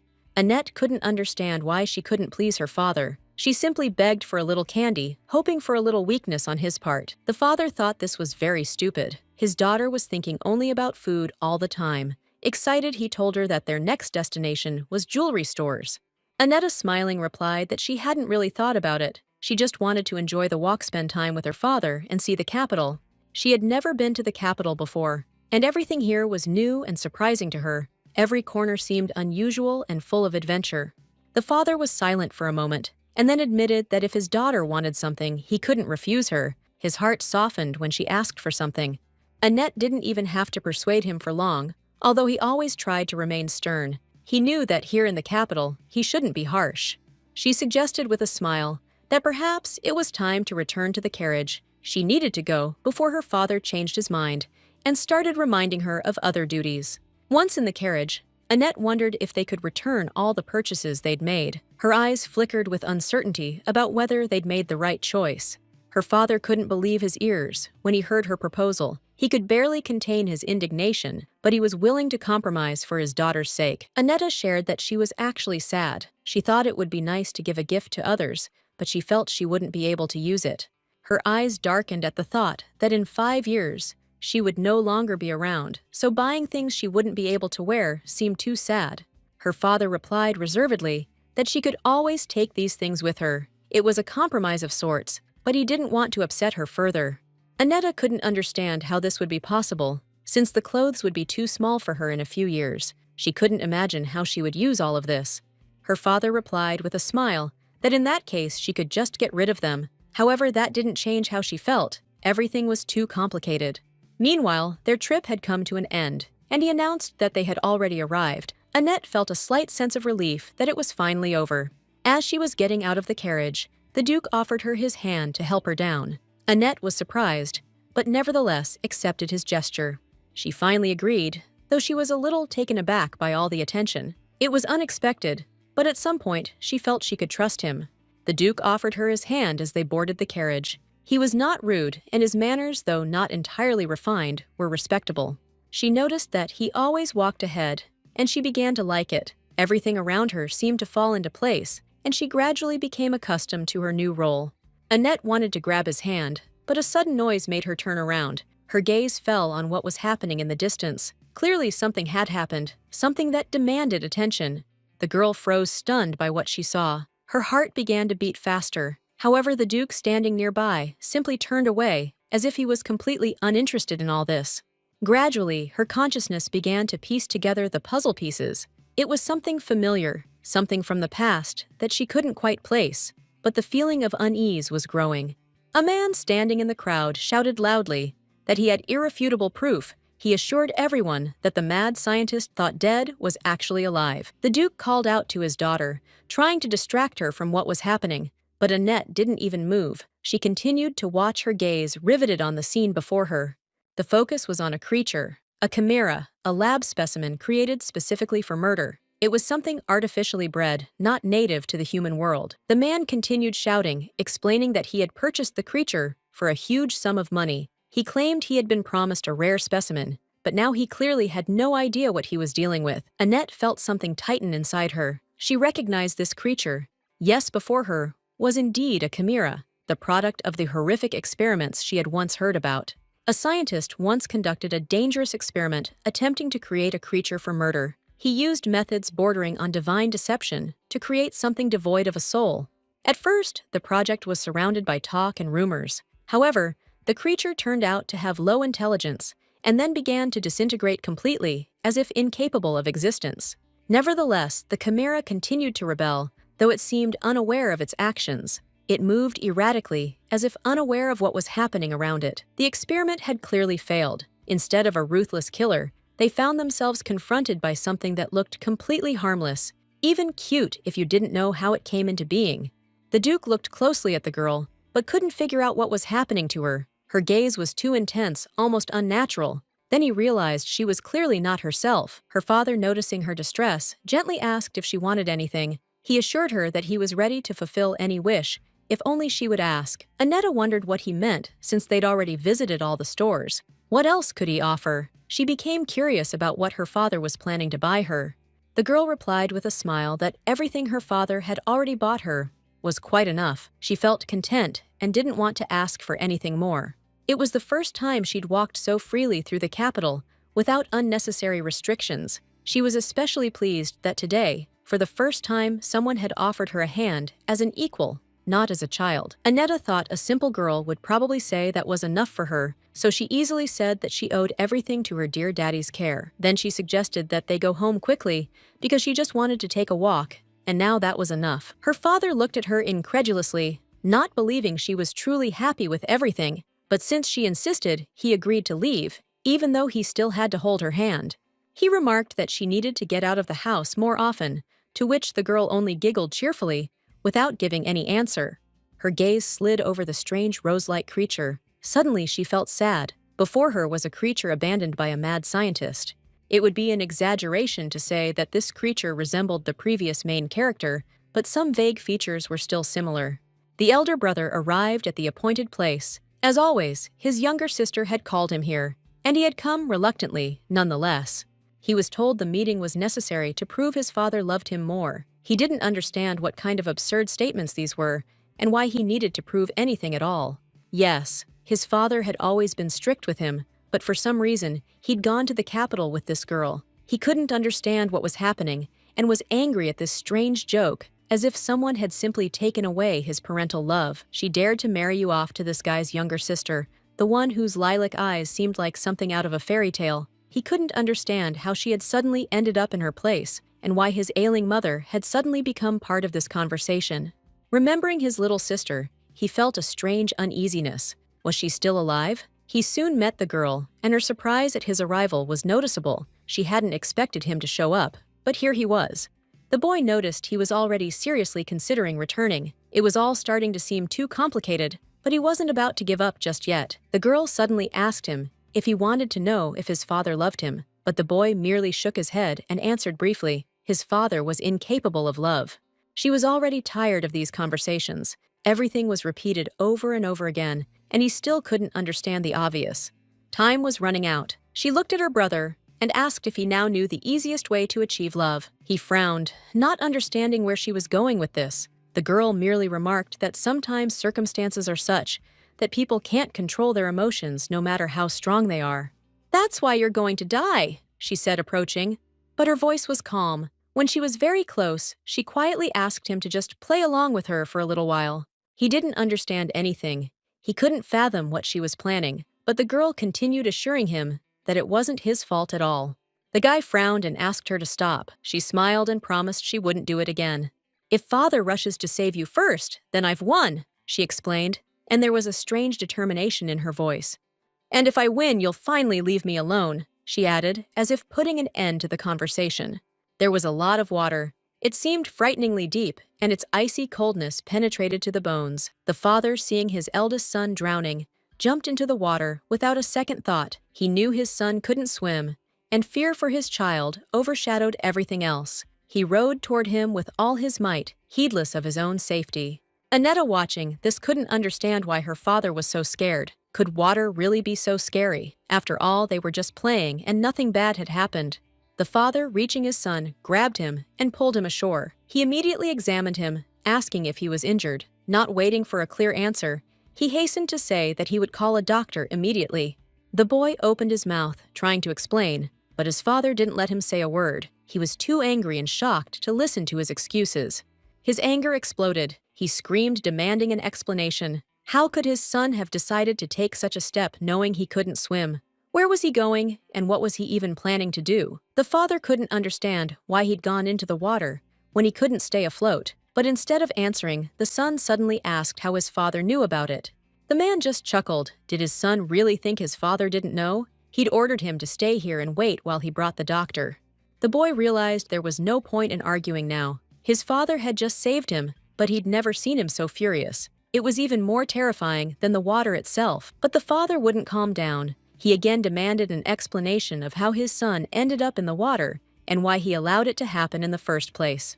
The guy, realizing there was no point in hiding it, admitted he'd been with Annetta. They'd just been playing, and somehow they'd both ended up in the water. Hearing this, the Duke was shocked. He was literally dumbfounded, unable to believe his ears. It wasn't just fear, it was sheer shock. When he looked down at the water, the surface was calm, revealing nothing unusual. No disturbances, no tracks, just emptiness, as if nothing had happened.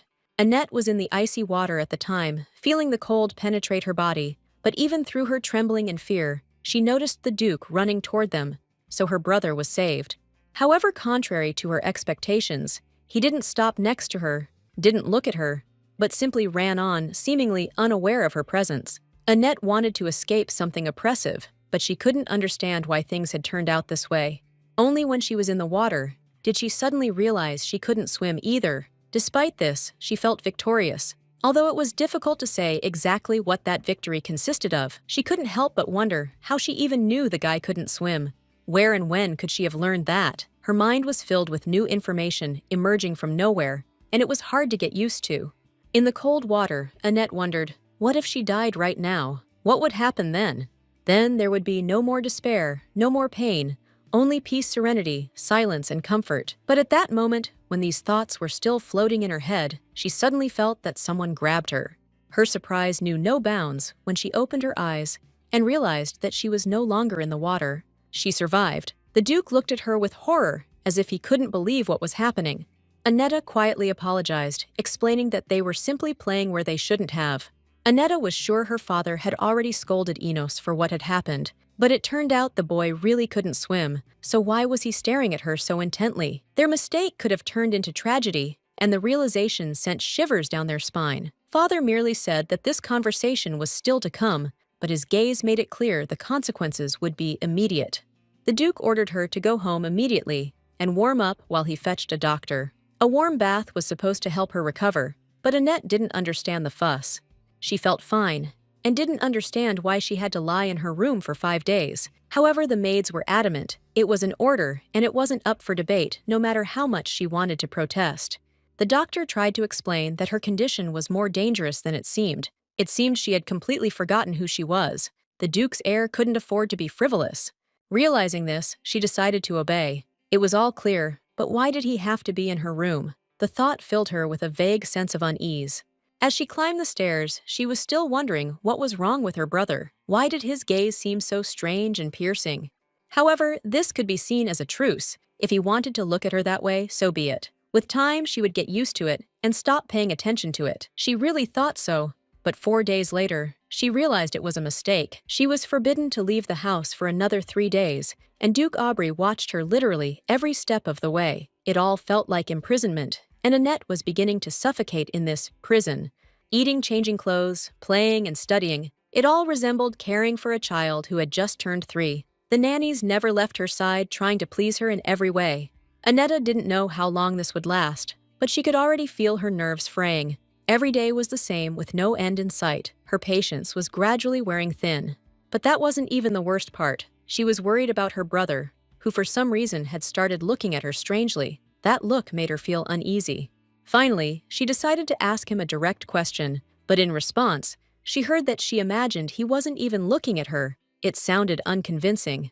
Chagall and Enos Aubrey also kept their eyes on her, even when she was simply eating. It seemed they did this deliberately to irritate her. As soon as she told him she was already better, he just waved her off, not listening, and immediately asked if she needed a doctor. If this continued, she'd soon be glued to her chair. Finally, her father admitted that she looked healthier now. It seemed like good news, but it didn't change anything. He said he'd come see her again after work, but for now, it would be best for her to stay in her room. It sounded more like an order than a request. Annette was already growing tired of his visits, and increasingly wished he would stop coming, although there was some relief in this.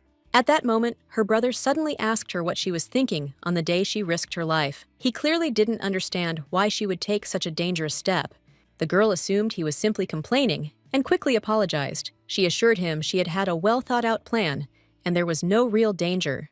But her brother suddenly flared up. He started screaming, reminding her that she had almost died. His reaction even left her slightly taken aback. Annette admitted she'd made a mistake, but anything can happen. But her brother only became more angry, demanding to know why she'd gone into the water if she couldn't swim.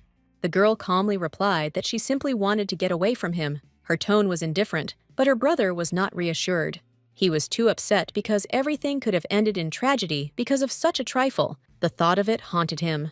The girl was completely stunned by his words, and how strange he looked. It was so unexpected that she couldn't immediately understand what was happening, and his behavior only confused her. She noticed he looked different. His eyes were red, as if he'd just been crying. Concerned, she decided to ask him again if he was hiding something, as his expression clearly betrayed his distress. But the guy, noticing her gaze, abruptly covered his face and said he wasn't really crying. He was trying to reassure her he was fine, even though his appearance said otherwise. The girl, not understanding what was really happening, asked herself, if these weren't tears, then what were they? She realized that Enos was once again remaining true to his principles, but she still noticed that her father had made it clear he loved him. The boy, hearing her, confirmed her words, adding that she was right. However, he immediately told her not to worry, but in response, he reminded her that when he had rescued him, he had jumped into the water without hesitation to help. The girl, however, disagreed. She said there was nothing surprising about it, since it was simply the garden of the Duke's estate. No one could be allowed to drown there, as everyone had a duty to look after each other. The boy, disagreeing, replied that that wasn't the point. He explained that he'd never seen his father run after someone so desperately. It was more than just duty, it was clearly a genuine impulse. He understood what this meant, and realizing it added that he cared about her, he even decided he needed to apologize to his sister for once calling her a fake sister. It was a gesture of sincerity and regret.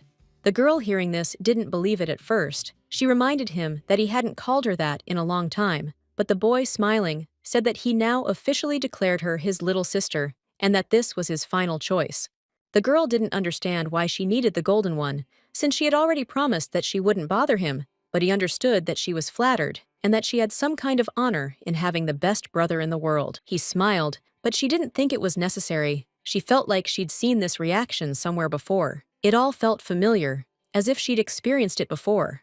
She recalled the Duke's words about being the best father in the world. His confidence was as clear as it had been when he said it, completely believing it. She remarked that she could do as she pleased, and there was nothing surprising about that. During the meal, the mother turned to the children, informing them that she had heard about their fall into the pond. Mother asked if they had caught a cold, to which the children replied that they were fine. Their faces lit up, and this calmed everyone at the table. Mother was delighted and invited everyone to join her for the meal. She happily took a spoonful of soup, and the aroma of food filled the air, heralding the start of the long-awaited meal. She savored the taste of the food. It had been a while since she'd sat at the table with salad and soup, which she enjoyed so much. The taste was unparalleled, and she devoured every spoonful with relish. But then, feeling full, she realized it was time to stop. Her stomach was full, and the thought of stopping came naturally. The mother noticed that the girl had stopped eating, and she was surprised. She asked if Annette was succumbing to illness, but Annette had just felt that the food wasn't to her liking. But the girl said that this was enough for her. It's just that when she eats before goodbye, she becomes slow like a snail. And in their shelter, you can't be like that, because immediately after eating, you have to earn money. There aren't enough staff. It seems she has been talking too much, but now she is at home, and her mom and dad are with her. Probably now she can only eat as much as she wants. Her mom noted that if she doesn't want more, then she doesn't have to go, while the girl said that it was very tasty for her. After all this, she was lying in her bed. She had overeaten. It seemed she had eaten a whole 1.5 portions, and in fact, she wanted to go for a walk today and find out about the chimera. Annette thought it would be better to go alone, but now she was lost in thought, unsure of what to do. She couldn't sort out her feelings, and this troubled her. But after much deliberation, Annette concluded there was no point in continuing such futile speculation. She simply needed to act. Having decided so, she called the maids to convey her request. The girl announced she wanted to go for a walk and hoped they would allow her. She eagerly awaited a response, as a walk seemed essential at that moment. The maid was surprised that Annette had decided to talk to her now, as she had her own plans. She had hoped the girl was planning to visit the capital, which was a bit of a surprise. Then the maid said that they would then pack her for the trip, and she was shocked that they did not agree, because she thought that without the Duke's permission, she could not go anywhere. The carriage ride to the store was quick. The girl watched the road, carefully dreaming of the purchase she wanted to make. Soon they were there. The girl told the maids she would be entering the store alone and asked them to wait outside. She was determined and didn't want anyone to accompany her. The maids insisted on going with her, but the mistress refused. She promised to return in a little while, but for now they could watch her through the window. One of the maids, still expressing concern, asked her mistress to return as soon as possible once she had finished shopping. They were worried about her left alone. When the girl entered the store, she immediately realized the chimera was weakened. It was obvious the animal hadn't been properly cared for. This upset her. The girl wondered why they wanted to let her go here alone. Apparently Mary and the starvation were hoping she'd get through this quickly, but the shopkeeper had already started keeping an eye on her. The salesman approached her and curiously asked what she wanted. He looked closely at her face and noticed that someone was watching her. The girl found what she was looking for, and the seller remarked that she had a strange look in her eyes. He said that the rare animal she was looking for had recently arrived.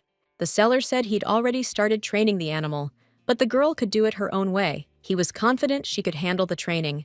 The girl felt the animal looked ill, and she had a feeling it was about to die. The chimera's condition greatly worried her. She didn't know what to do.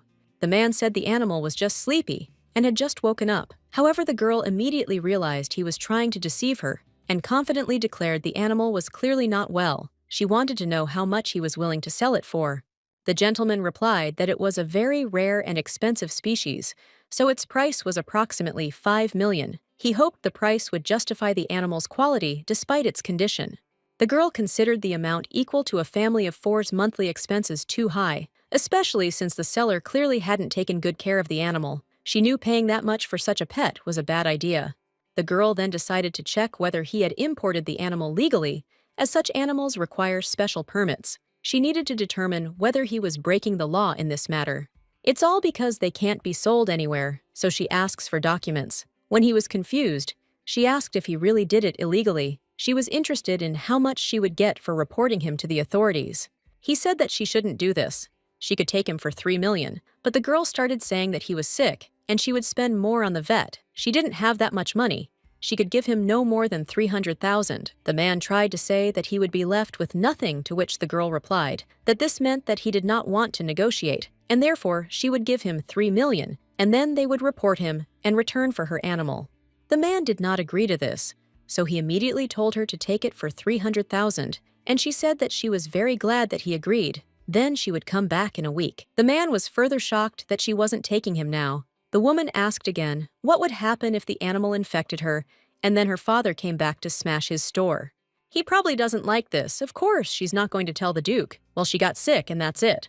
To tell the truth, she simply doesn't have the money. It seems she will have to sell dresses and jewelry that do not belong to her, and she does not dare to ask the Duke for money. The girl promised to return a week later. She asked him to ensure the animal was still alive when she returned. To do this, she needed to find the necessary funds by any means necessary. This creature, a chimera, could become a powerful weapon in her hands. She knew that this unusual and intelligent creature could play a decisive role in her future plans. The girl intended to train and raise the chimera. She would train it to become a loyal assistant and ally when it grew up, able to help her in the most difficult situations.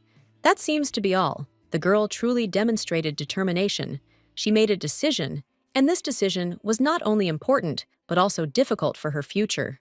The gentleman asked again if this really meant that as soon as dinner was over, the girl immediately went out to look at the beast. He wanted to know what she had decided.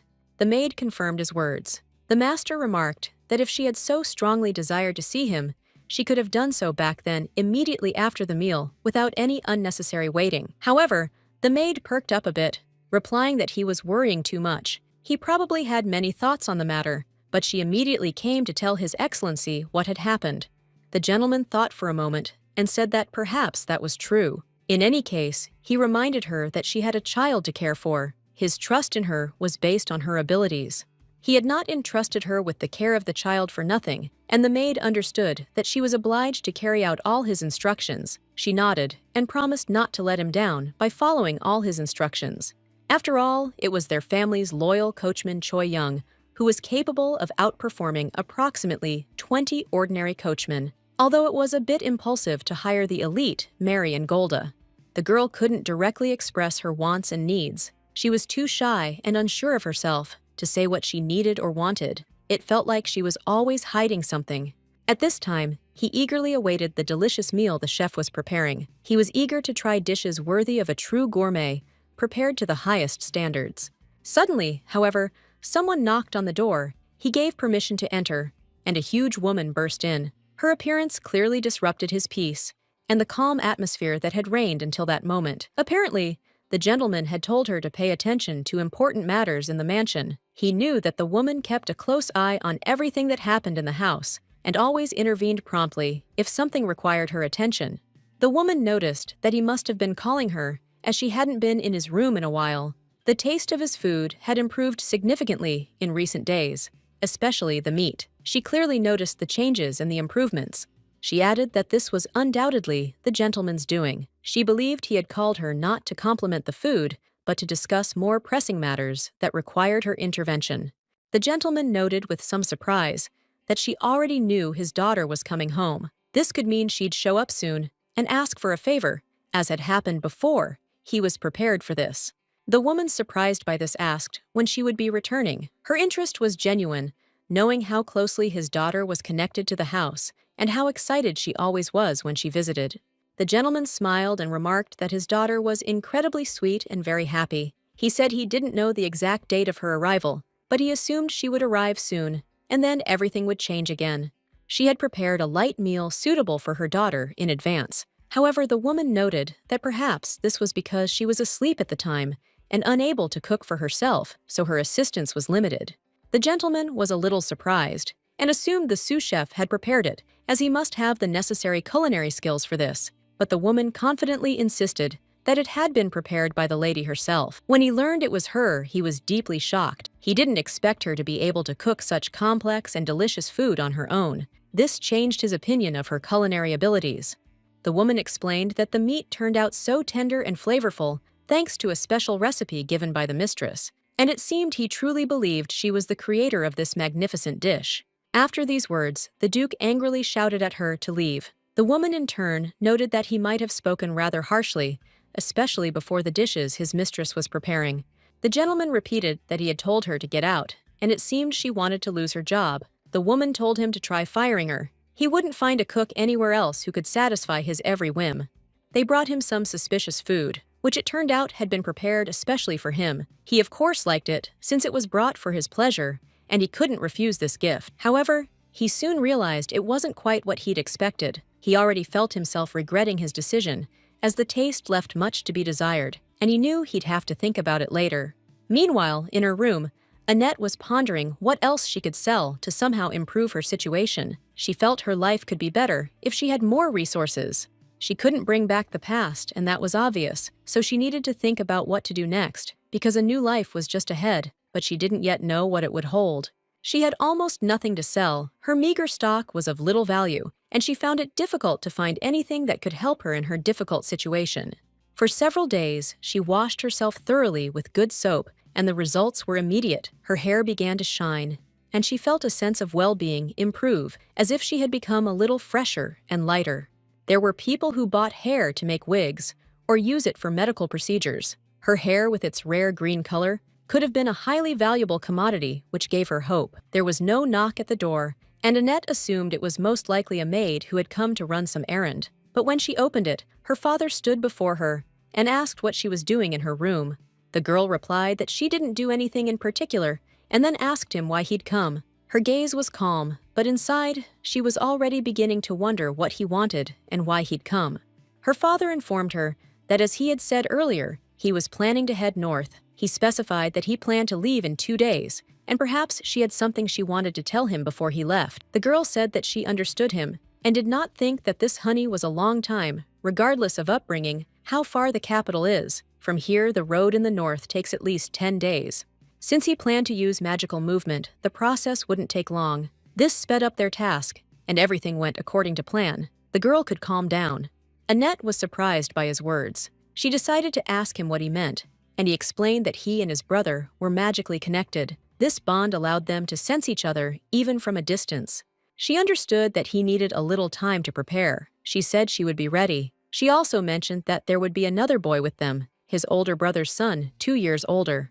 Annette believed that the true heroes of this world were men. She believed this because only they were initiated into magic from an early age. However, the history of this world was much more complex. He was raised as a demon, though he looked human. He resembled a true monster, but that didn't stop him from being a hero. When his family was murdered, he was picked up by a squad of assassins. They recognized his unusual abilities and decided to take him into their care. This child became known as Cabal Argo, and his story was as mysterious as his origins. Annette had to go and calm her older brother. She also had to mend fences with his older brother's son. He was taciturn and cruel, so Annette had to be careful. The girl agreed with his words, However, her father noticed that there was a special atmosphere between the two of them, calm and trusting, something he didn't have with other people. Annette remarked that there was no need to worry. She would do whatever she was told. She always tried to follow instructions because her trust in her father was boundless. She promised that if she was ordered to smile, she would definitely do so, all for the sake of fulfilling her mission and helping those in need.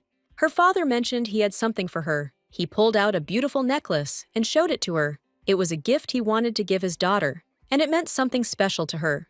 Annette was delighted. She felt the necklace was meant for her, and her heart filled with joy. She hadn't expected such a gesture from her father, and it was a pleasant surprise.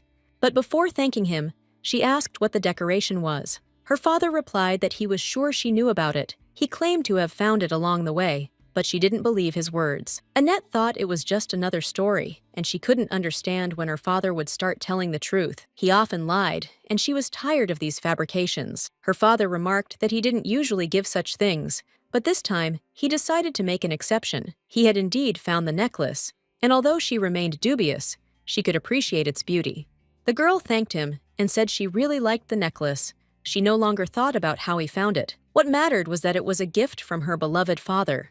She said the necklace was truly beautiful. She put it on right away and thought it would be wonderful if it were wrapped with a ribbon. This gesture made the gift even more meaningful.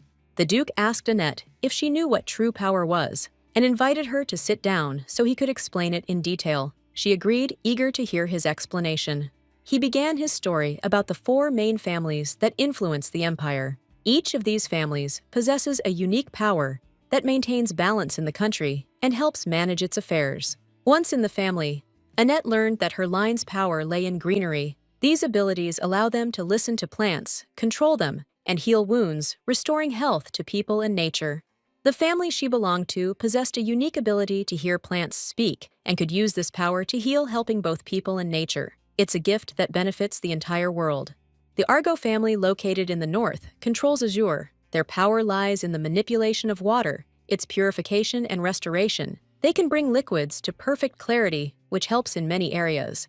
This family is capable of purifying water to crystal clarity, turning it into a source of health. However, it's best to avoid them, especially the Eastern Igna family, which rules fire. The Igna family is known in the East for its aggressive nature and barbaric behavior. They can control fire, destroying everything in their path. It's best to avoid conflict with them. Otherwise, you could find yourself in danger.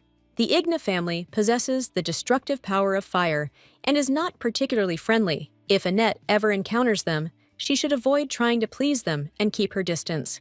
The Duke seemed interested not only in family strengths, but also in personal preferences. Annette became curious about who else attracted his attention besides Lord Alpha of Argo.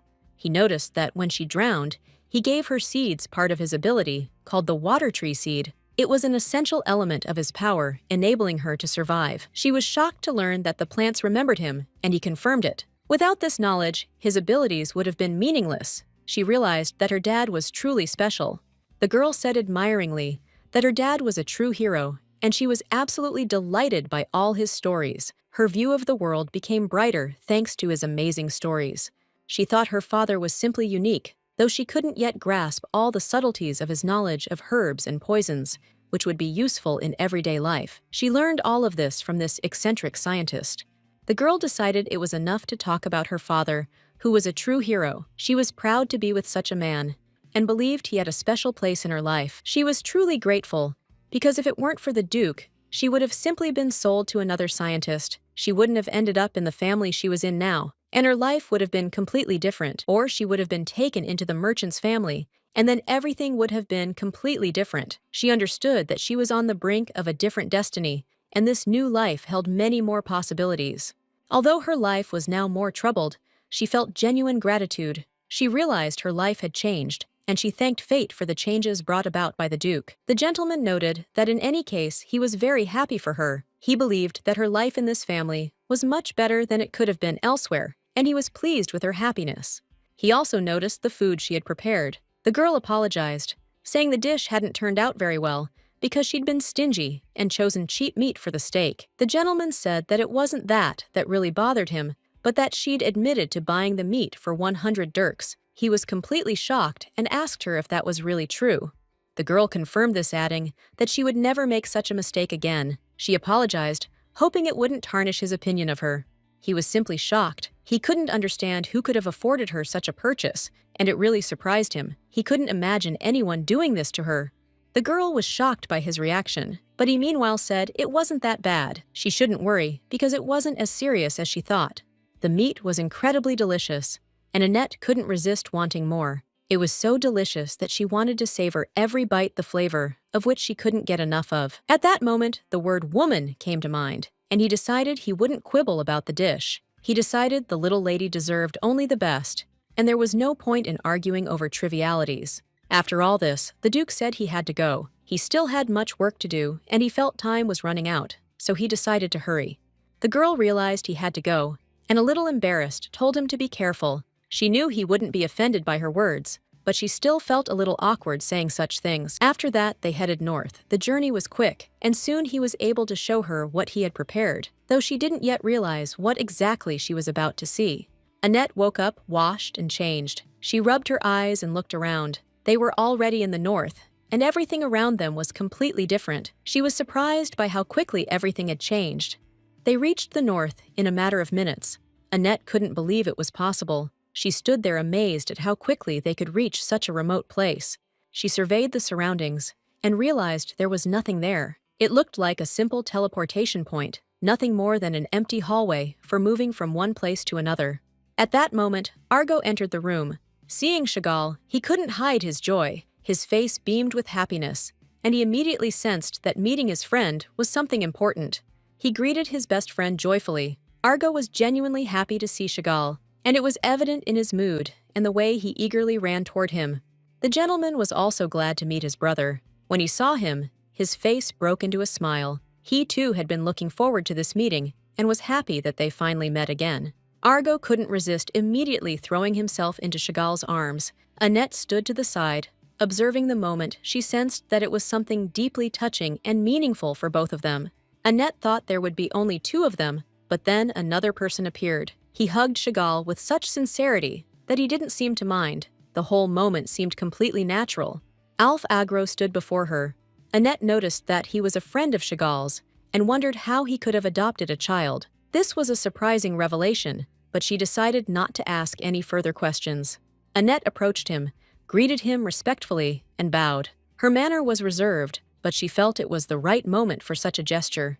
It was quite unexpected for her. She took a deep breath to calm herself and prepare for the meeting. The nervousness hadn't yet disappeared, but she knew she needed to be prepared for something important. The girl introduced herself by her name, Annetta. The gentleman was pleased to meet her and remarked on her very good manners, which immediately left a favorable impression. His words slightly pleased her.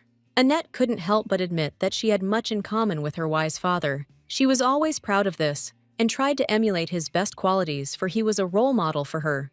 Argo, who was standing nearby, agreed with her words. He emphasized that her father was a true genius, an intelligent and kind man. This opinion seemed entirely fair and justified to him. They arrived at the faucet room, and the girl was likely feeling tired. They asked her to rest, have breakfast, and gain some strength, as her condition clearly required rest. Annette's father also approved of her decision to rest. He noted her agitated expression with surprise and thought it wasn't so strange since she'd been on the move all the time. After a while, they were escorted to the dining room, where Annette was stunned by how everything was arranged. The atmosphere and surroundings simply astounded her, and she looked around with pleasure. Annette felt her stomach begin to rumble with hunger, but she was told to sit down for now. She obediently sat, although she felt she would soon be overwhelmed by hunger, but she tried to be patient. The master, noticing the absence of his son, Cabal, inquired where he was. The maid calmly replied that he would appear soon, and they could continue waiting without worry. Annette guessed they were talking about the most important person, and he was supposed to appear soon. She was a little nervous waiting for this moment, hoping that everything would go well. The gentleman said his son hadn't quite mastered his manners yet, but that was no big deal. He believed it was perfectly acceptable to overlook the details in such moments. Annetta smiled and replied that everything was fine. She showed that she wasn't worried about it and tried to act calmly, as she always did in new situations.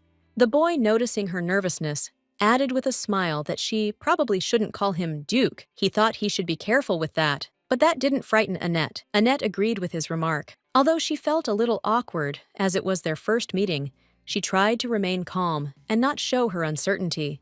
Finally, the main character was brought in, but Annette felt a slight unease when she saw him. Something about his appearance or demeanor immediately put her on guard, and she even felt a little afraid. They brought a whole fried chicken. It's probably a hot spot. Annette noticed this guy because she couldn't understand why he was eating chicken with his bare hands and without even cutting it, which seemed strange and a little sloppy. She soon noticed him throw the chicken aside and realized he must have burned his tongue, as his reaction was so sudden and painful. This immediately caught her eye. The boy started screaming and hitting the chicken, clearly unable to bear the pain. Annette was completely at a loss, unsure what to do. She watched him, unsure how to react to this behavior. He was obviously very angry and upset. Annette guessed his irritation was caused by the food being hot. The whole thing seemed odd, since hot food should be safe by nature. Her father tried to intervene and help, but Annette quickly said everything was fine. At that moment, a piece of chicken accidentally flew into her face, which of course surprised her, but didn't upset her.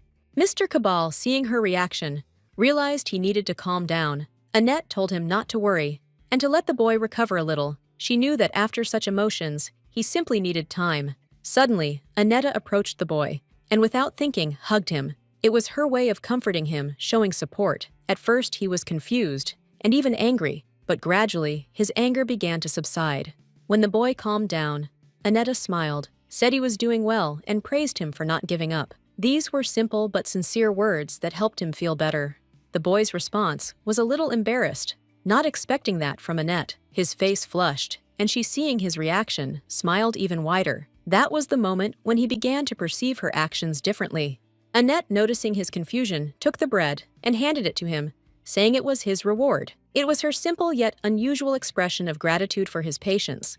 At first, the boy was completely shocked when she offered him bread, but he soon came to appreciate the unexpected gesture. The bread turned out to be delicious, and he happily accepted it despite his initial reaction. Annette was shocked when he grabbed the bread and began eating. She hadn't expected him to react so quickly, but apparently he was genuinely hungry and ready to enjoy the food no matter what. The bread Cabal Argo always ate before was hard and tasteless, which he didn't like, but the bread Annette offered him was completely different, soft and pleasant, which he really enjoyed.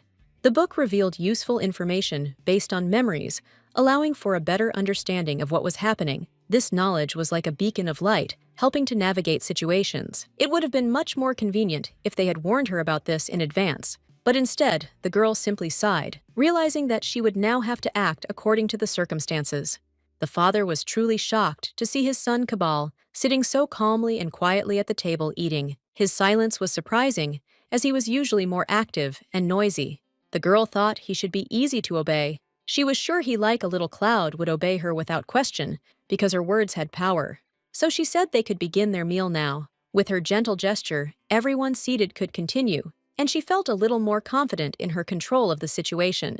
The gentleman, hearing her words, was delighted. He gratefully agreed and expressed appreciation for her guidance. He was clearly pleased with her attention to detail. However, despite her agreement, she had to literally spoon-feed him as he was completely unwilling to eat on his own. It seemed he couldn't continue eating without her help until she offered him meat. Phew, she was tired. Her arms were starting to ache from the constant effort. She'd lost count of how many times she'd had to feed him, but she knew her care was important.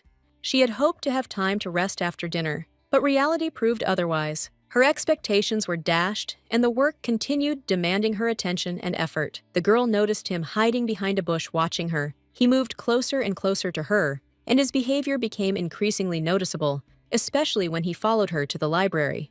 This behavior from the Argo family's heir was unusual. He had always been modest and reserved, and now following her, he displayed traits rare in his family. She couldn't figure out where the guards had disappeared to. The thought flashed through her mind that perhaps the maid was looking for him.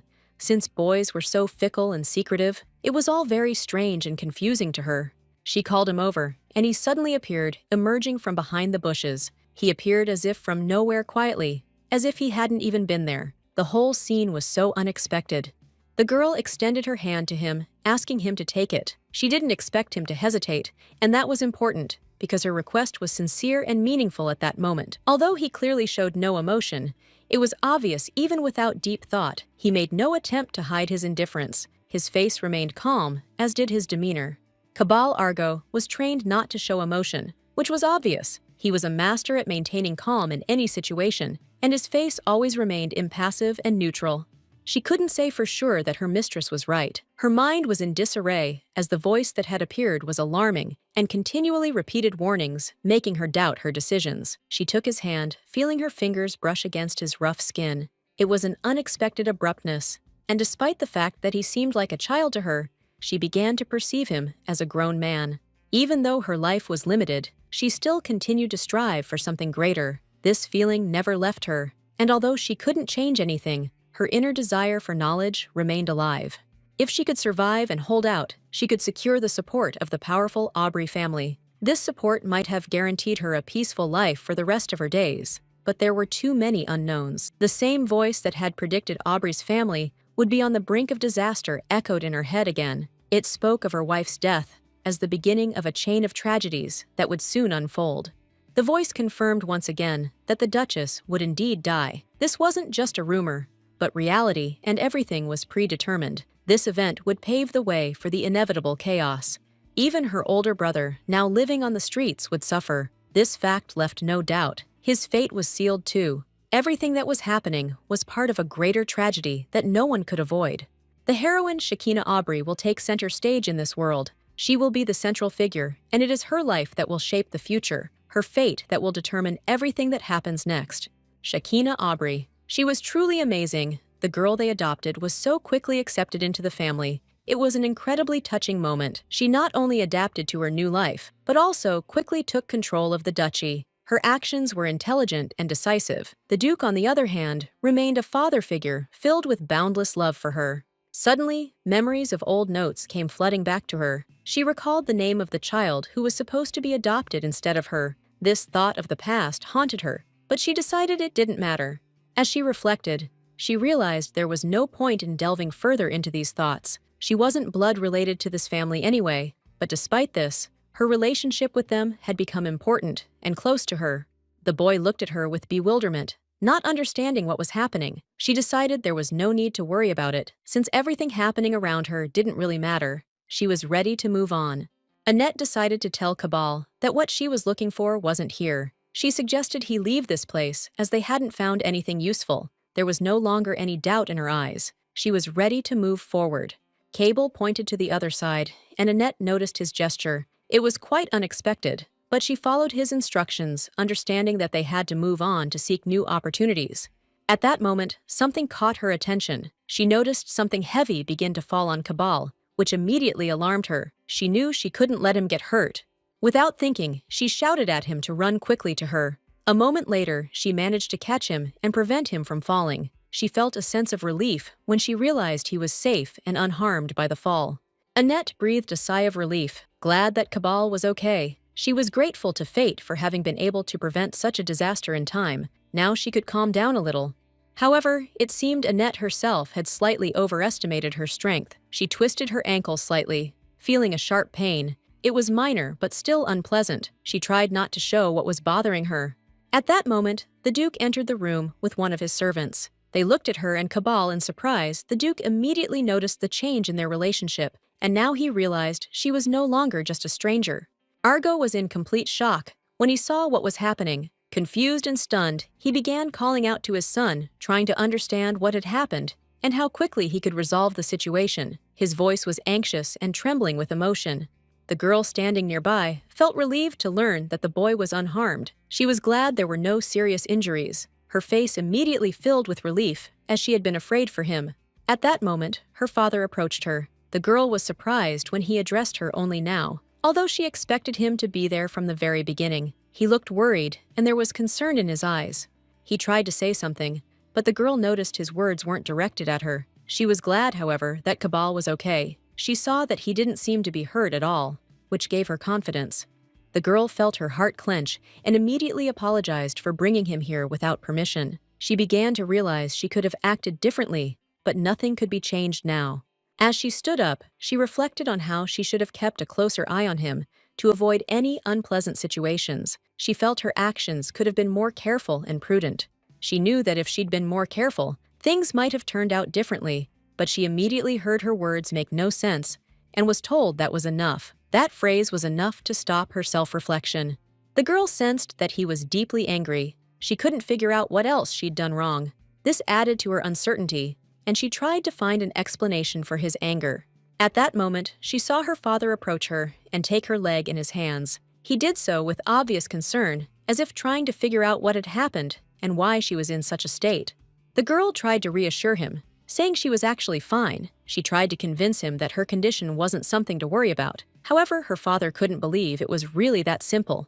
The girl felt that all of this had happened because of her stupid mistakes. She noted that it could have been corrected if she had acted differently. Her words conveyed genuine pain at how things had turned out. She decided it would be enough to simply rest for a day. She apologized for what had happened, hoping it would help her rectify the situation and restore peace to their relationship. The gentleman, clearly perplexed, asked her again if he really had that expression on his face, as if he expected her to apologize. His question made her feel even more awkward and wanted to do everything right. The girl was completely shocked by his words. He said it was time for them to go to their room, and it sounded like a command. Her heart started pounding, and not knowing what to say, she obeyed him. He picked her up and noticed that she was very stubborn. He was surprised by her resilience, as she continued to resist and did not ask for help despite her injury. He couldn't understand how she could walk with such a leg. The pain was visible in her eyes, but she seemed to ignore it and kept moving, which baffled him.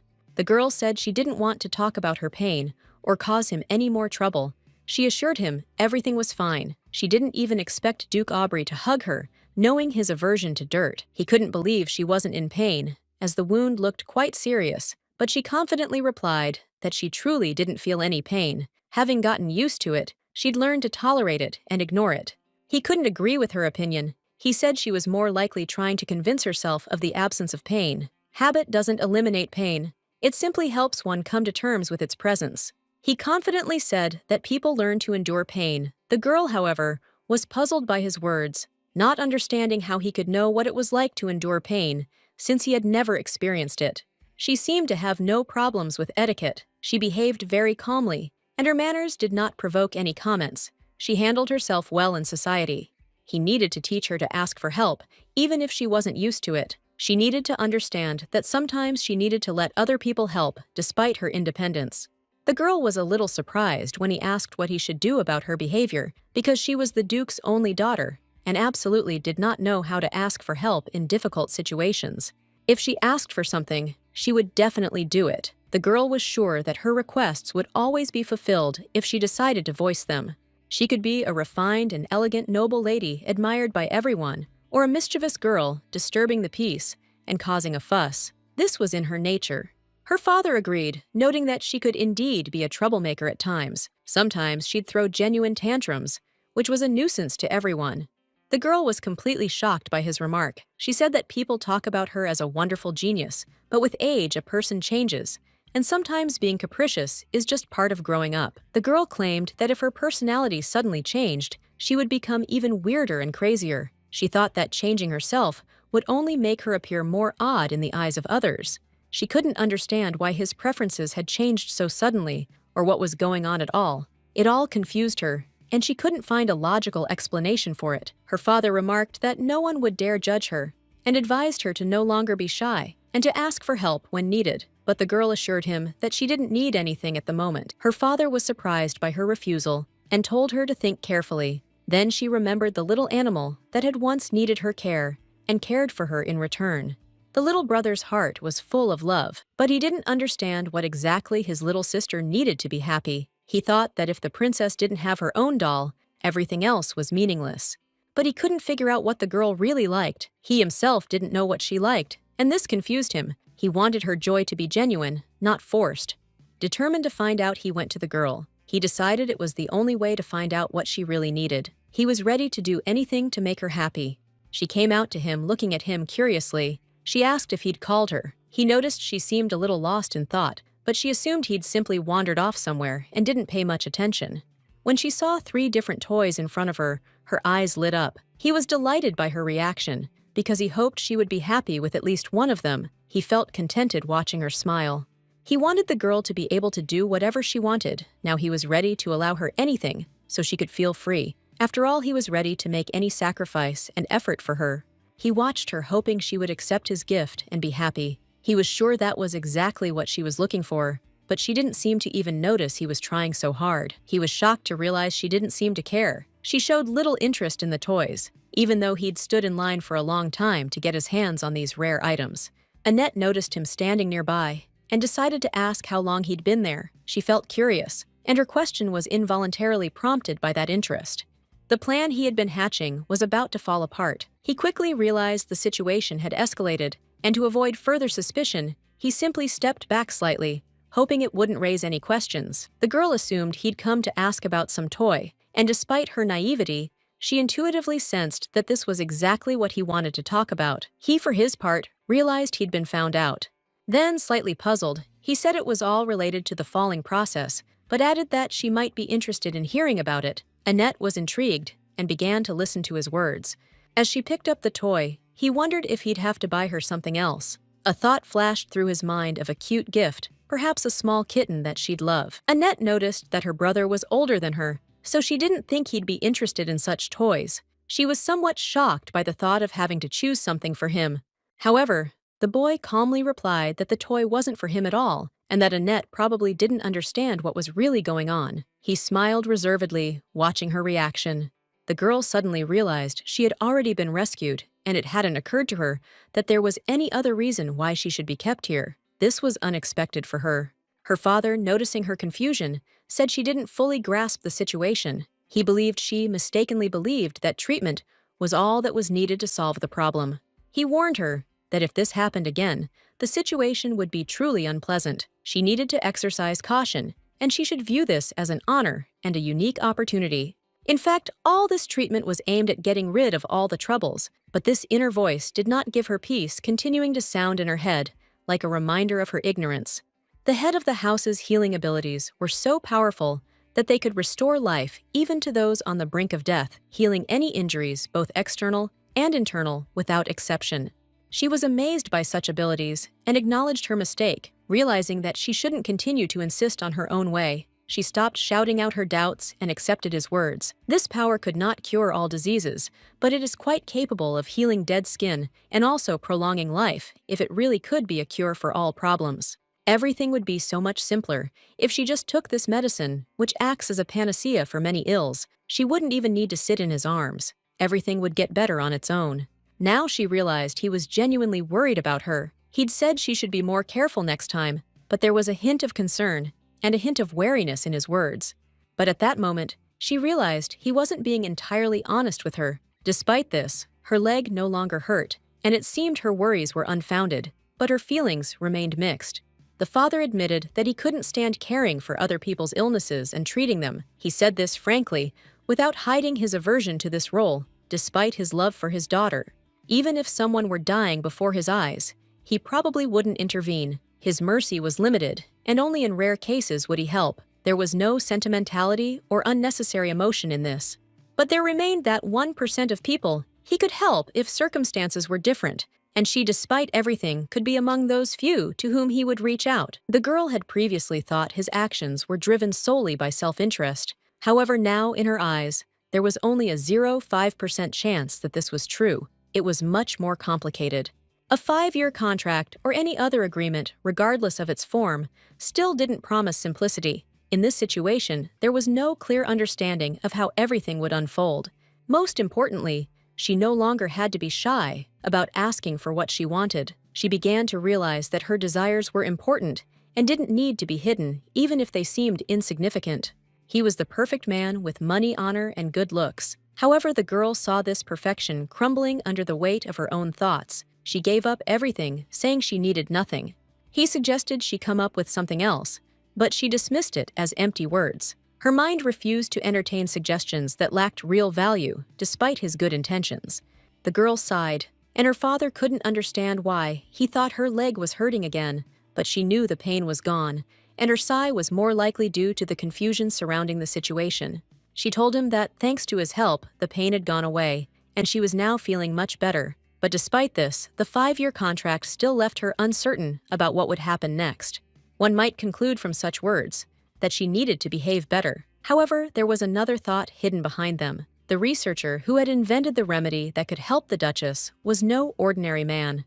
First and foremost, she needed to find this researcher to understand how his discoveries could impact her life and the lives of those she cared about. After all, this man could be the key to many solutions. It was a good thing Annetta decided to stay another day. She changed into a dress suitable for going out. This allowed her to take a step toward unexpected events that could open up new possibilities. She realized she had a unique opportunity to meet the mad scientist. If she told the Duke about it, he would surely want to go with her. It was a chance she couldn't miss.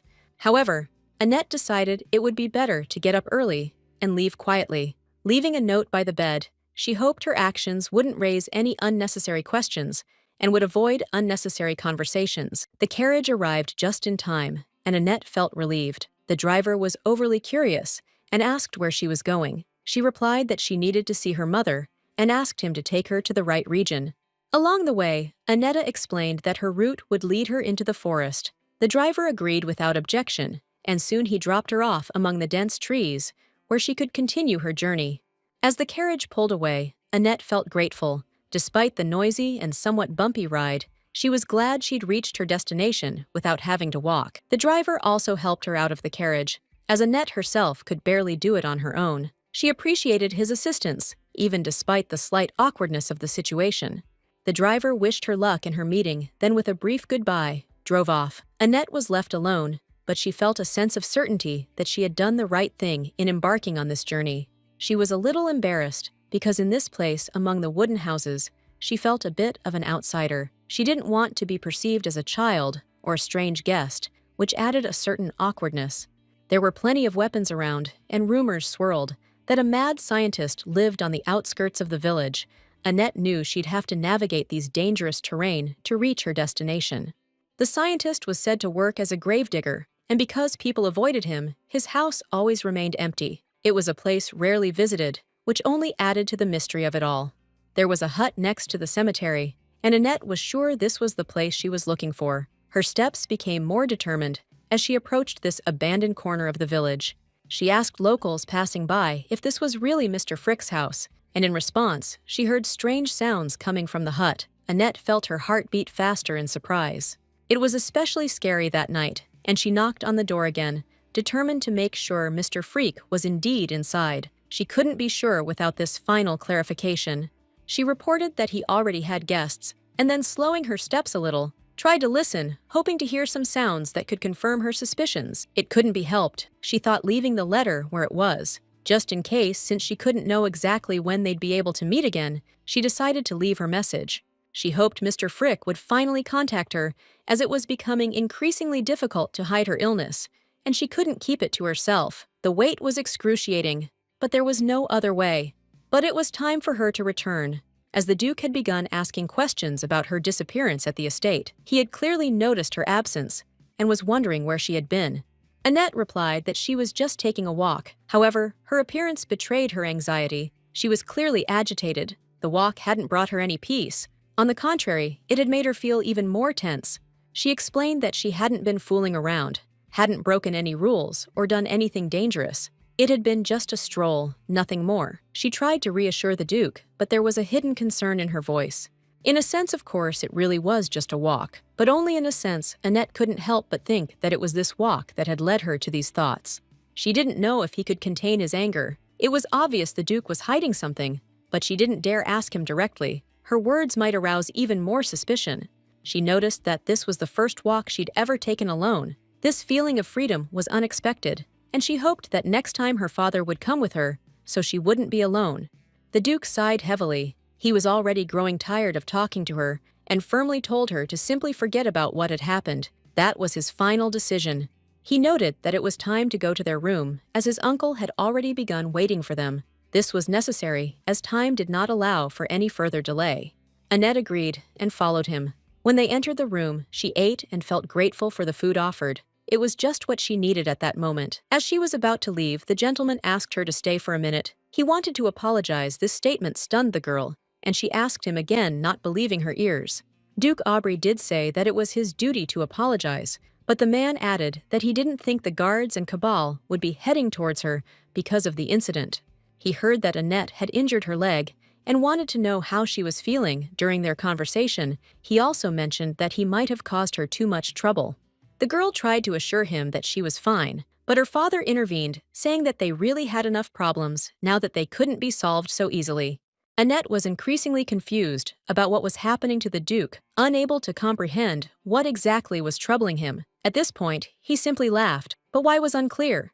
She couldn't understand why he was laughing, as his behavior was strange. Argo, however, noticed that this was the first time the Duke had been so abrupt with him since their first meeting. Yes, he was too careless. Cabal possesses such exceptional skills that even his knights have difficulty coping with them. I should have been more careful. It was probably unpleasant that everything turned out so unexpectedly, and it seems that the situation could have developed completely differently from the start. In fact, he's genuinely sorry it all turned out this way. It seems his son didn't mean her any harm, and even though his intentions were good, the girl still replied that thanks to her dad, she was okay. The gentleman was grateful for her understanding. He also noted that Cabal had never shown any interest before, but suddenly he came and started asking about her, which surprised him. It was then that he began to ask if the girl would go with him, and she answered positively, offering her hand, showing that she was ready to go with him. However, before the girl could take his hand, her father stopped her and asked if she was okay, alarmed by her condition. Argo in turn reassured him, saying there was no bleeding and no cause for concern, but her father countered that her height and face weren't quite what he'd expected. The father continued to worry that the girl's condition might worsen if she went with him. Argo noticed that there was a truly strong attachment between them. The girl couldn't understand what was wrong with her, why all this was so important, and why he was so worried about her condition. The gentleman insisted on bringing Cabal. He understood that nothing could be changed otherwise, and it was important that everything happen at the right moment. The girl greeted him, but the boy looked confused and scared, as if he didn't know what to do in such an unusual, intense moment. There was no need to apologize. She told him it was just an accident, and she didn't feel at all that he was to blame for anything. Despite her words, the boy continued to look guilty, as if there was some hidden trace of anxiety and regret in his eyes. She noticed that he had brought her a flower, and was surprised, not expecting such a gesture. It was unexpected and sweet of him. It was said that this flower only bloomed for those whose blood belonged to the Duke's family of Argo, and this added significance to his deed. Annetta was deeply touched by his attention, and gratefully called him by name, feeling that this was an important and symbolic moment. The boy asked her name again, and she replied that it was his name, surprised at how sincerely he was interested in such simple things. The girl thought that, in this way, he probably just wanted to know her name, and she found it very sweet and touching. She told him that her name was Annette, and after these words, the boy immediately rushed to her with a hug, unable to contain his emotions. The Duke became angry again, and shouted loudly that he could no longer believe what kind of children had grown up marveling at their carefree behavior in such serious situations. Argo was delighted that his son had finally spoken his first words, and it seemed like a real achievement for the whole family. The Duke began shouting, demanding the boy immediately remove his hands from his daughter. He quickly added that it was time for them to leave. Everything was clear, and the situation could not tolerate delay. Argo was delighted, his face lit up with a wide smile. He expressed gratitude for the visit, glad he had been able to see them and spend some time together. He then turned to Annette, asking if she would visit them again. The girl replied that if she had the opportunity, she would be happy to visit them again. Cable also approached Annetta, saying they would definitely meet again. The girl promised she would come, but advised him to study hard and to chat next time. It seemed Cabal only remembered her name as he repeated it over and over again. Annette merely smiled and reminded him of the importance of studying. Diligence was key. She assured him that if he worked hard, they would definitely meet, and this would be a good motivation for further success. Afterwards, waving goodbye, she wished good luck to everyone who remained. The atmosphere was warm, and Annetta felt a sense of lightness in her soul. The gentleman also said goodbye to her, but when his son saw her teleport, he exclaimed in surprise. It was unexpected and attracted attention. Annette felt as if she was leaving someone in a difficult situation, as if she were abandoning a small child, which weighed on her a little. A few days later, something even more disturbing than falling off the closet occurred. Such an event is very rare, and it seemed that today was that day. Everyone was shocked, and her father even began to suspect that Annette had gone mad. His anxiety grew, and he couldn't understand what was happening. As expected, her hair became too noticeable, attracting attention and causing confusion among those around her. This couldn't go unnoticed. Annetta simply started smiling and laughing, unfazed by what was happening. Her reaction was unexpected, and she decided to take it all in stride. Finding herself in the spotlight, she realized her rare green hair was far more valuable than she ever imagined. The chimera returned to her. Of course, she immediately reported the incident to the guards so that they would be aware of what had happened and could take the necessary measures. Most likely, the guards had already begun gathering to sort out the situation. News of this unusual situation spread quickly. The father approached Annette and, looking at her with concern, asked if someone had really offended her. Annetta quickly began to justify herself, saying it wasn't at all what everyone thought. She'd simply always had long hair, and sometimes it was inconvenient in everyday life. The gentleman looked at her carefully, perplexed as to why she'd decided to take such a step herself instead of asking someone for help. Was it really that hard for her to say? The girl shrugged and said it was just a change in mood. She just felt like it, that's all. Even she was surprised, come to think of it. Even her brother Enos was clearly dissatisfied and angry with her, but Chagall, on the contrary, was strangely silent, which in itself was quite unusual. The father, observing the situation, did not forget to remind his son that it was high time for him to go to class, because time does not wait. However, the guy calmly replied that today's lesson had simply been rescheduled for tomorrow, so there was nothing to worry about. But his father immediately cut him off, telling him not to talk nonsense. Then turning to his sister, Enos said they would see each other again. Annette frowned, not understanding why her brother had suddenly become so stubborn and irritable. At that moment, her father pointed to a chair and invited her to sit. But when she sat down, she suddenly felt as if she had sat right on a prickly cactus. She felt so awkward. Her father looked at her carefully and calmly said that it seemed that Annette thought that he really didn't understand why she was starting all this. The girl rolled her eyes and noted with a hint of irony that her father was, of course, a genius. How could he be otherwise? After all, he knew everything as always. If Annette didn't praise him, she'd be in trouble. The Duke made it clear he understood her desire to assert her boundaries, but his patience was limited. He knew the girl had her own opinion, and he tried to accept it. However, at times her stubbornness went beyond his control, and he had to put up with it. But if she continues to neglect herself like this, he will be forced to intervene. If necessary, he will take her upbringing into his own hands and not allow her to behave like this. Annette didn't think the situation was that serious. He was simply an unusual creature, but she didn't know how to convince her father that she was perfectly capable of caring for him. Her father couldn't understand why she needed to sell her hair to buy this little animal, especially since she had no money. It all seemed absurd to him. But Annette couldn't let anyone dictate her actions. She still had a lot to accomplish, and she wasn't about to give up her freedom. There was no turning back. The Duke warned her that if something like this happened again, he would be forced to take action. This wasn't just idle talk, he was serious. But then he heard his daughter sob. Through her tears, she tried to explain that she simply wanted to buy something with her own money. Nothing wrong with that. Then, Annette decided to resort to cunning. She smiled sweetly and said that Dad shouldn't be angry. He didn't want to fight, did he? She admitted she had done wrong. Her words stung. Admitting a mistake, especially in that tone, touched the Duke more than he expected. But he didn't allow himself to be moved. He warned her not to even think about solving all her problems with charm. It wouldn't always work. Although it seemed like he genuinely thought she was sweet, he added, however, that if anything happened to her, Mom would be incredibly upset, and he wouldn't let that happen. Annette understood his concern perfectly. Then he asked what kind of animal she had decided to buy, and why it was so important to her. After all, it didn't even have a scientific name. Apparently, her father had already done a little research, but Annette didn't lose her composure and simply replied that the animal was rare. She was warned in advance.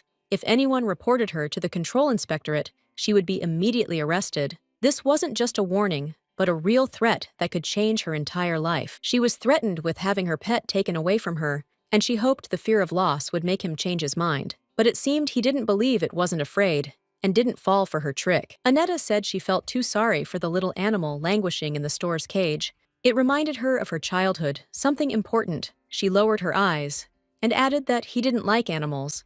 But he merely snorted, declaring that it was nonsense. She shouldn't talk like that, demeaning herself. Next time, she should be more careful and behave properly. Annette sighed with relief. It seemed everything had worked out, and there would be no punishment. She even allowed herself a brief smile, trying not to show her nervousness. But her father, looking at her calmly, said that after dinner she should come see him. They would discuss whether it would be possible to keep the little animal or whether they would have to part with it. When they were alone, he told her he had something important to tell her. Animals aren't just a joy, they're also a huge responsibility, and sometimes even serious problems. Annetta nodded and replied that she understood that perfectly well. She knew he had started this conversation for a reason, but she didn't yet understand where exactly he was leading. Her father continued, "Starting next week, she will be attending classes. This is not up for discussion. It is a necessity, and he expects her to take it seriously." He was also curious about something important. How did she learn about the magic stone? This question was crucial to him, and he expected an honest answer. He explained that he had been conducting experiments. The magical stones possessed varying powers, but they all melted only at a very specific temperature, which was extremely curious. He's confused. How could she even know about this? No one should know such details, least of all her. But Annette doesn't seem surprised, as if she's had this information for a long time. The mad scientist, as he was dubbed for good reason, was famous for more than just his experiments with chimeras. Before that, he created magical stones, studying their properties and interactions with energy. A total of 987 stones. That was the figure Annette somehow knew at what temperature they melted, but she couldn't say it outright. She would simply be considered insane. So she decided to lie, calmly and confidently. She claimed she'd simply guessed it was the safest course of action, as it would arouse unnecessary suspicion. Mr. Chagall looked at her closely, noticing that she was making such guesses far too easily. He wasn't used to believing in coincidences, and wasn't about to ignore this. However, he couldn't read her thoughts, or know exactly what she was hiding. He could only guess, since Annette clearly had no intention of sharing her secrets. They would soon begin selling the magical stones, and he was about to show her the contract. Now all that remained was to wait for the moment when they could discuss the terms of the deal. The girl was happy, because finally she would get her share of this. She would have liked to get 20%, not 10%, but she does want to earn money. When she read, she noticed that it was written incorrectly and decided to tell her father about it. Well, my father didn't quite understand what she was talking about. He checked everything and didn't notice anything strange. Annetta noticed that it says here that she receives 10% of the proceeds. Father didn't quite understand where she was leading with this. She pointed out that there was a mistake in this part, but her father repeated that he did not understand. If you look closely, everything will become clear. She showed him where the mistake was, and came very close to him. Annetta noticed that another zero needs to be added there. She noticed how her father smiled, because she was asking to add another zero to this one zero. By the way, that store was closed at the request of a certain person. Annetta added that, besides, it would be a huge success, and I think it would be a waste of time. But the father didn't understand where she was leading. The girl noted that he would regret it, but since she did not want to accept what he gave her, he had no choice but to give her everything she earned.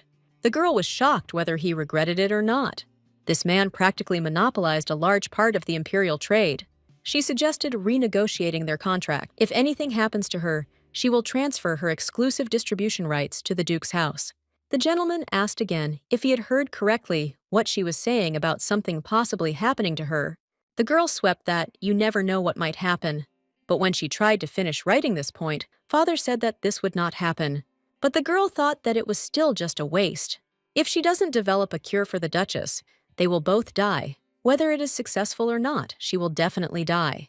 The girl pointed out that he could also include such a clause to ensure himself, but the Duke believed that this would not help. Annetta noted that this is excellent. She is offering to conclude exactly this kind of contract. She insists on it, but she is grateful that he agreed.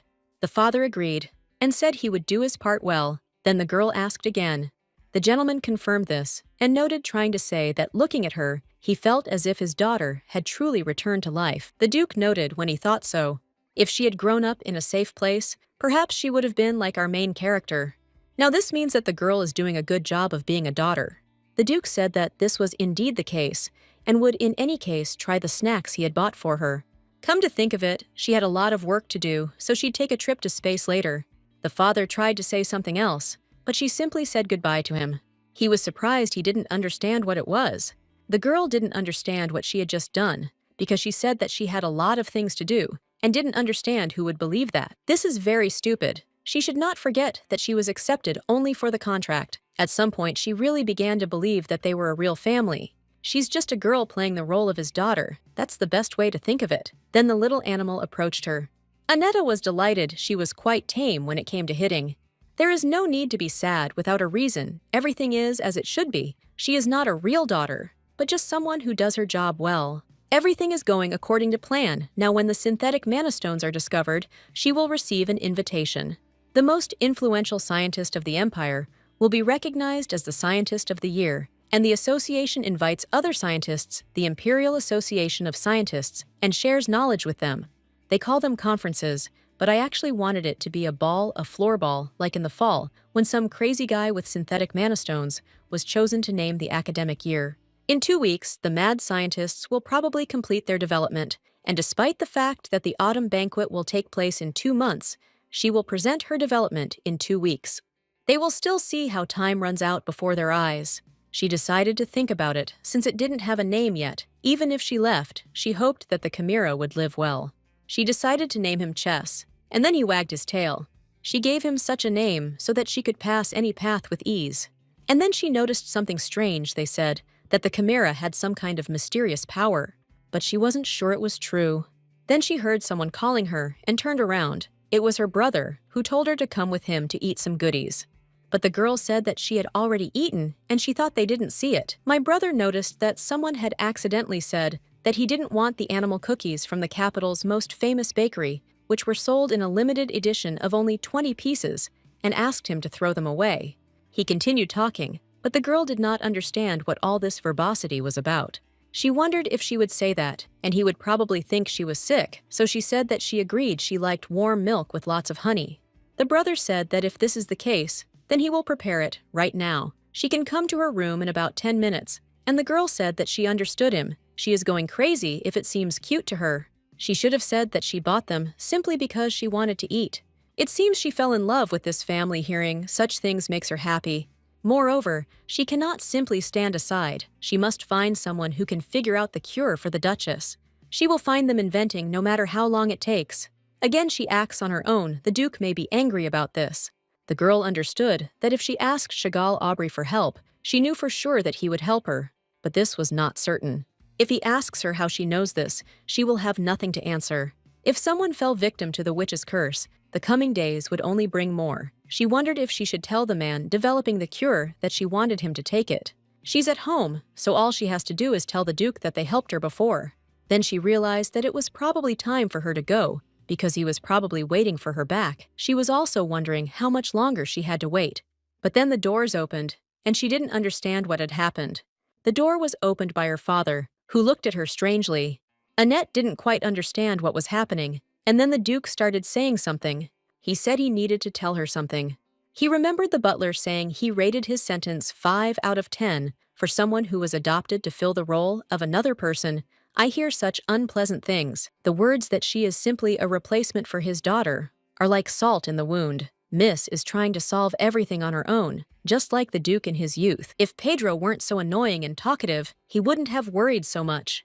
The girl is now very worried for no apparent reason. The Duke said that when he looks at her, he feels as if his daughter has come back to life. But this does not mean that he equates her with this child. Sometimes, when he sees other children her age, he has the same thoughts. Annette is her, and that child is this child. The girl smiled. She thought that her father liked her. Then the father became embarrassed and said that this was not so. He didn't like anything. She didn't understand what kind of speech this was, as if she was standing in the middle of a teenage storm. Annetta cleared her throat and said that he was sad when he didn't like anything, while the man pointed out that when you start liking something, it eventually becomes his weak point. It takes his breath away, and eventually it leaves him. So it's better for him not to like anything than for him to suffer from it. The girl understood him and told him to continue to harbor hostility towards her. The Duke asked again what she was talking about, but the girl said that there was no reason. I just suddenly thought of it. Well, it's better if they don't dislike each other too much. It will be easier for them later. Well, they're pretty unpleasant to each other, so there's no need to worry too much about it. They'll split up anyway in 5 years, and there's no way to avoid it, because that's the contract. They do it without words now. Her father lowered her eyes and simply looked at her.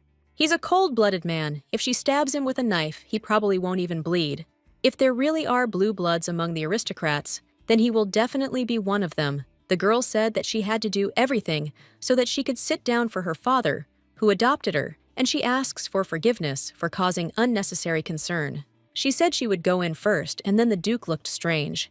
He noticed his son standing behind him and was surprised when he saw him.